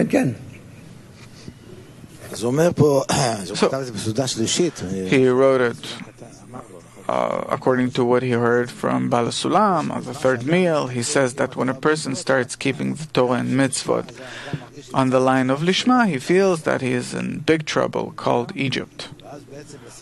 And when he summarizes that portion, he says that during the time of greatness, you see that there is nothing worse or more degraded than Anochi. And then at the end, he says that whatever happens, happens, meaning that on the one hand, there is Egypt. On the other hand, suddenly you see that only if you'll be in bestowal and you'll be able to get out of it, you'll get everything all at once and you'll see that everything's good. Isn't there anything in between? There's nothing in the middle, and there's nothing that changes other than your attitude. That's what he's saying. Ekye asher ekye. I shall be as I am. That's it. Reality is the same reality. Everything is the same. Only what seems to you as hell now appears to you as heaven. But why is it so polarized? I mean, how is it that on the way, if you're in the right direction, you start saying that things are getting better and better? Where will you see that? In what kilim? So that's the thing. In Egypt, you'll feel bad, and he says, I will go with you to Egypt. Sir, we are created beings. A creature can identify something only in contrast, in the difference between one and another. That's why we have to be opposite the Creator. Do you understand? Therefore, we have no choice. A Malchut of Ein Sof is opposite the light of Ein Sof. It does a restriction and says, I must come to equivalence of form. And therefore, all of our work is how we, with our matter, the will to receive, will make from ourselves as if we are the bestowers. We cannot change the matter, otherwise we disappear. Let's say if we had the possibility, then we would erase all of creation. Creation would disappear. Creation remains the matter. The intention in order to bestow the usage of this matter is our work. That's it. So what are you hearing some constant claim all the time? We need to acquire an intention upon our will to receive. The desire in order to receive is accepted in us from 1 gram, 2 grams, 3 grams, and so on, like that, until the Malchut of Ein Sof. The size of the will to receive. We, upon that extent of the will to receive, need to instill the intention in order to bestow and use it that way. That's our work. So, of course, we will always be in this clash. Because our matter, the will to receive, wants to receive and enjoy. And the more we advance, we want more. We feel in it more that we want to enjoy. And we must do the opposite work on it, where we want, by using it. By using it. But what usage is there in it? To enjoy. But how to enjoy? How by that can we be in equivalence of form? To delight. So how do I do this? This is the whole matter that the wisdom of Kabbalah, that people don't understand, how it's possible. So we need to acquire the intention in order to bestow, and to acquire the force of restriction. And then each time we need to feel how much I want to enjoy, and how much I want, together with that, to be in devotion. Devotion is considered that I delete myself. I nullify. I erase myself. That's where I start to be. The ubar, the fetus, and everything else is the development of the embryo.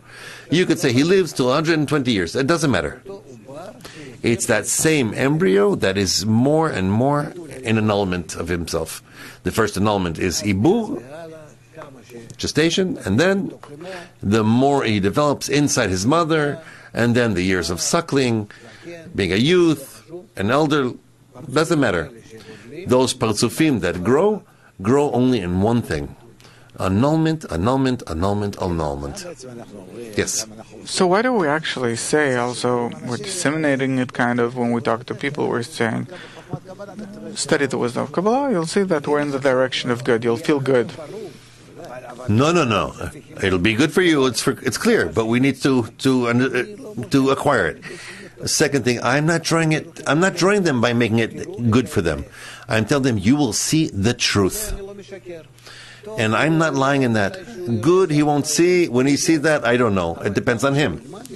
But as much as he learns more, he will nevertheless see the system, the governance of the world, the upper force, and how it spreads everything, the process, this film strip that we're in and how we're developing on the axis of time, how we are developing in Achishena, in Bito, in due time, and in haste. You learn all that you will know that this wisdom really, he will see this in the world now, in what's happening in the world right now. What we've talked about 10 years ago is now happening, you see? I can say what's going to be in another 10 years. It will also happen. You're tempting a person by that, because by that he already is standing on both feet. He doesn't yet know what to do with himself. But his sight, his knowledge of somehow to the end of this world he has.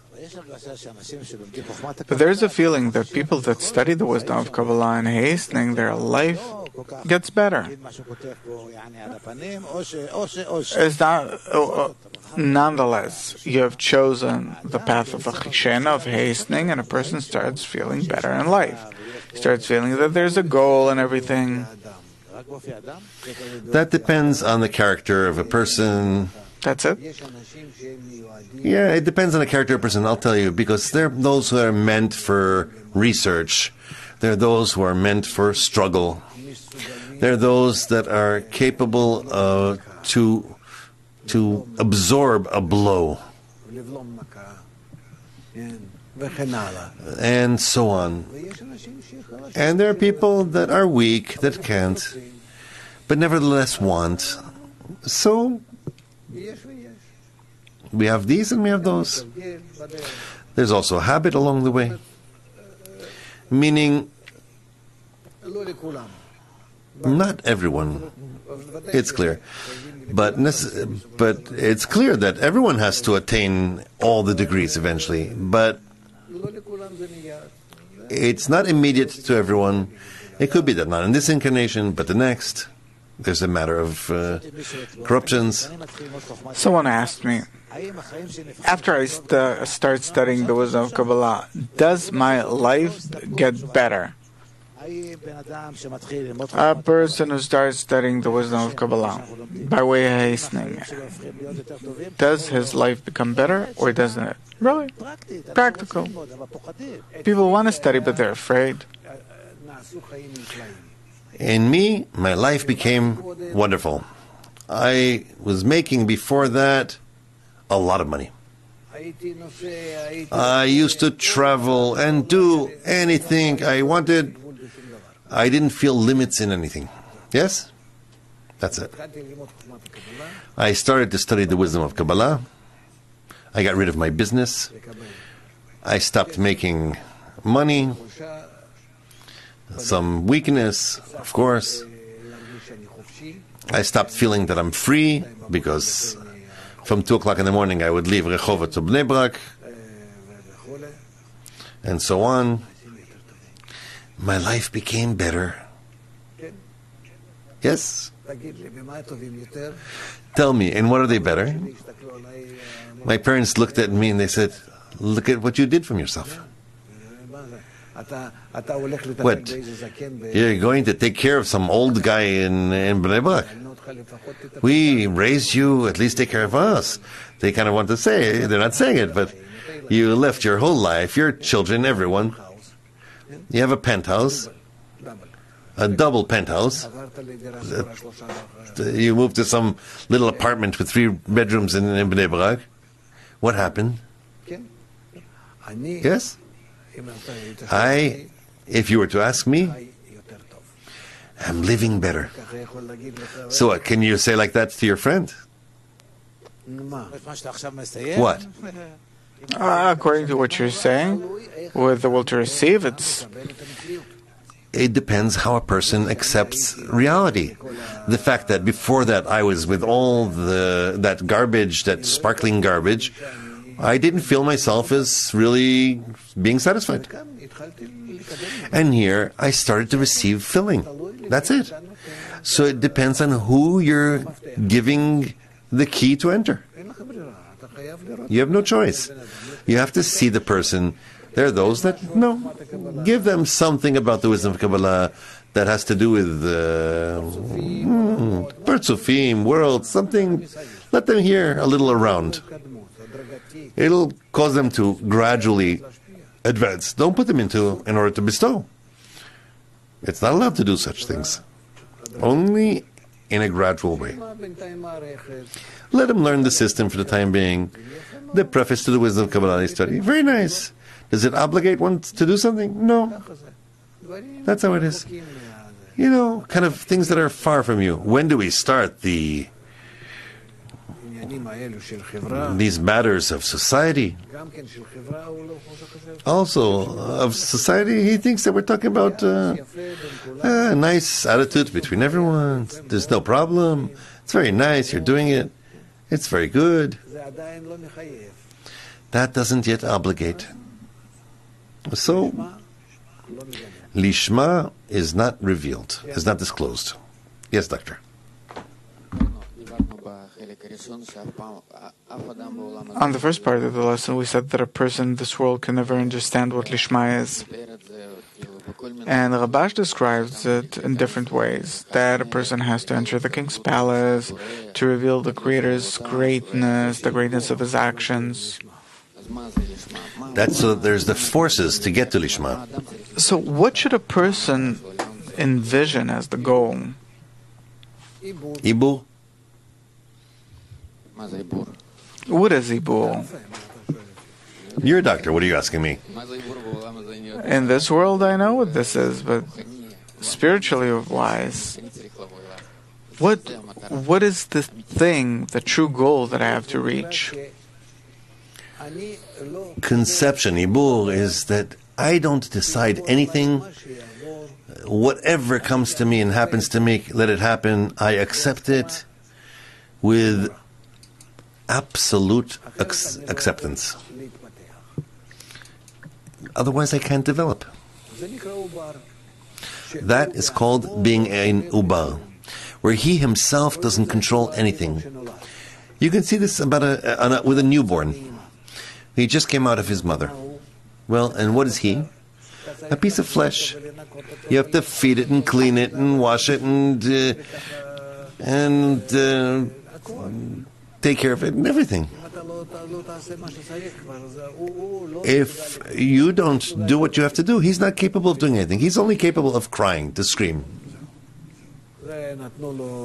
That's it. That's the instinct he was given. No more than that. But in all the rest, 100% depends on the greater one.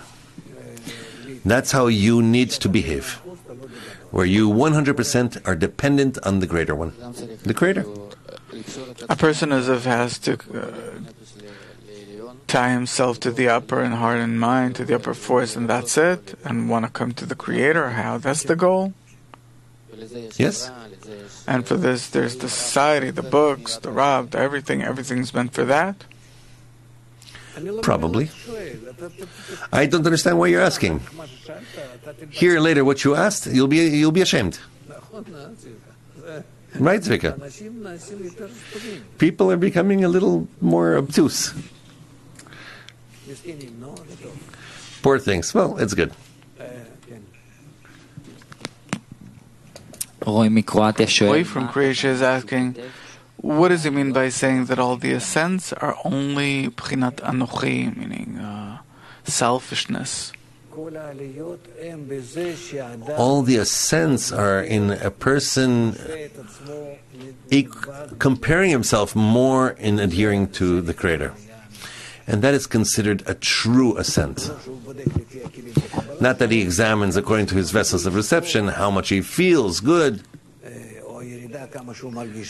or the descent and how much he feels bad, but rather everything only towards adhesion. Adhesion to the group, through the group, to the Creator. All together. There's no more than that. Israel, the light, and the Creator are one. Simply. Constantly be in that direction. Okay? That's it. There are no more questions. Are there questions not according to this topic? Also not. Who? Yes. Rav, I wanted to ask, before the Congress in Germany, you said that we have to make an independent Congress. Is there a place for this now? What's an independent convention? That we'll manage it like before the Congress in Germany that you recommended us to do. Oh, for us to do a convention here that is like we did back then. What or what? In preparation for the Congress. Yes, well, and what? We have now a week of a convention, of Pesach, of Passover. We have after that also several events. The Independence Day and more. In truth, until it becomes hot, maybe we can make a leap to the desert after Pesach. I don't know if you're ready for this. If you're willing, I'm willing. Will it be hot already? Well, check it. I don't know. In short, there's more time. After Pesach, we can scrutinize it and do it 2 days. We don't need 3 days, or 4 days, even 2 days. If it's intensive, it's something that can stimulate us. It could be a good stimulus. I'm in it.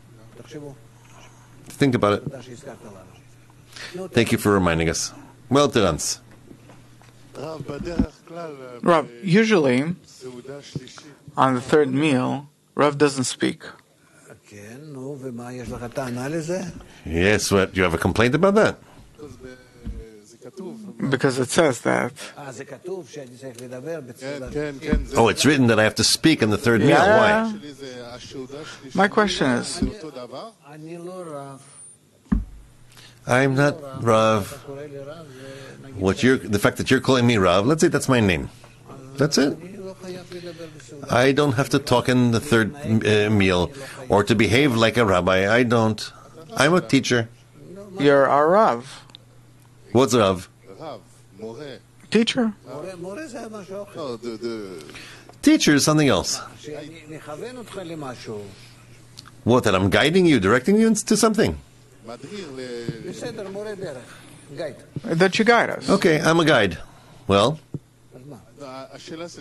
My question is, the third meal, is our third meal the same as it was like with... Because usually Rav doesn't talk. Why?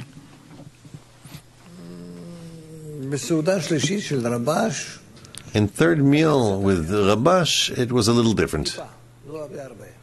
A bit, not a lot. There was the blessing over the 12 chalaz, the breads. You have to make sure that you have that, and beer also.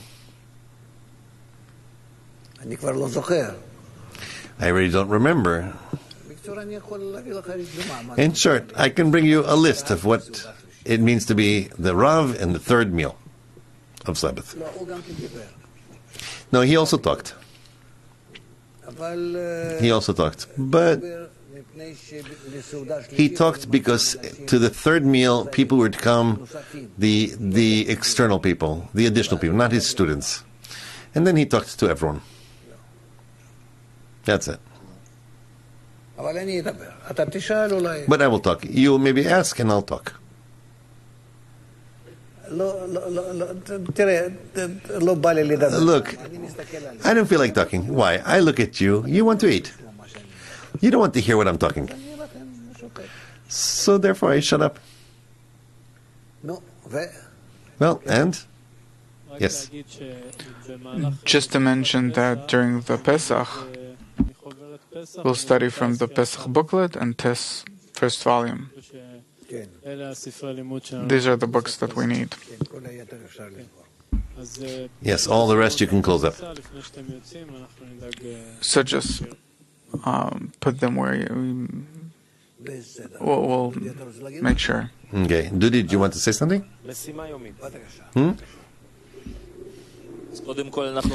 So, first of all, we'd like to say thank you for this amazing lesson. We'd like to thank all the tens, Kiryat Gat, New York, Turkey, Ecuador. We want to say thank you to all our friends that did this amazing work. Our daily task is to be in complete consent with the Creator in whatever state I experience. Our daily task is to be in complete consent with the Creator in whatever state I experience. And you're all invited to watch the Zohar lesson this evening at 6 p.m. on Kabbalah or Svat Tova. Thank you.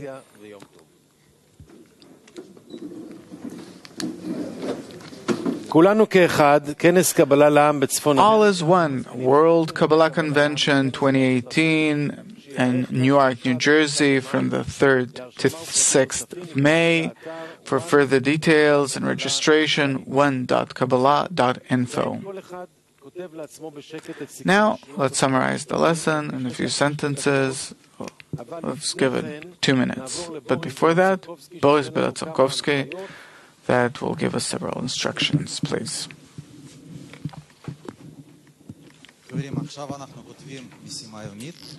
Friends, we're writing the daily task now, and anyone who has a Twitter account in his language is invited to write it directly into his Twitter and to add #ego.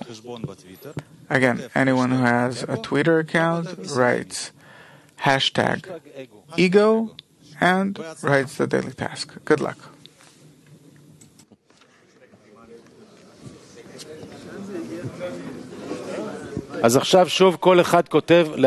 So again, everyone summarizes the lesson quietly. 2 minutes.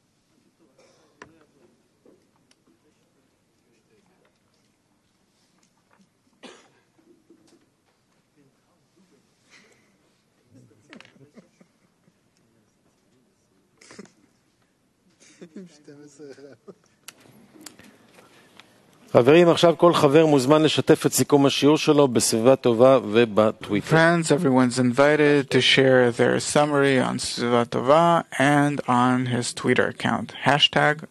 #ego. ונשיר ביחד שיר. And let's sing a song.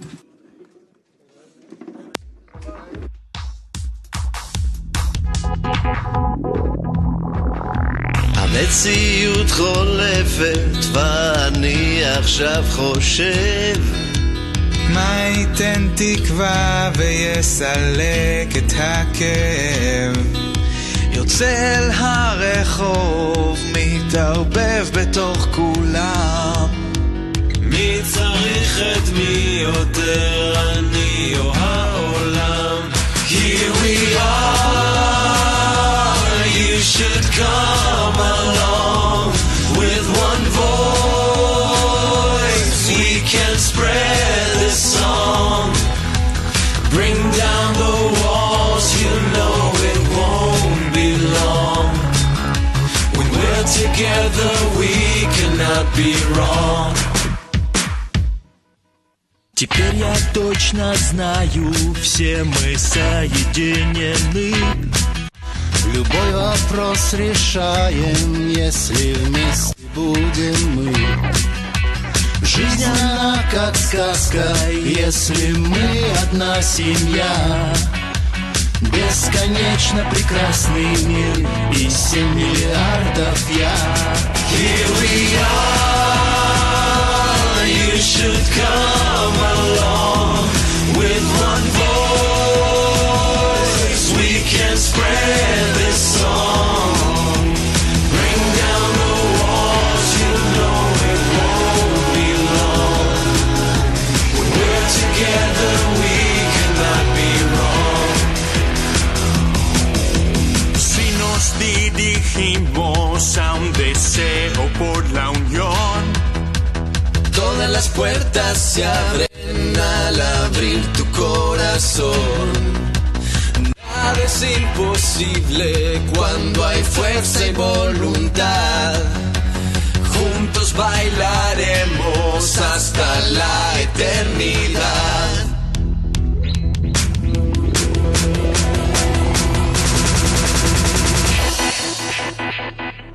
Here we are, you should come along. With one voice we can spread this song. Bring down the walls, you know it won't be long. When we're together we cannot be wrong. Here we are, you should come along. With one voice we can spread this song. Bring down the walls, you know it won't be long. When we're together we cannot be wrong. When we're together we cannot be wrong.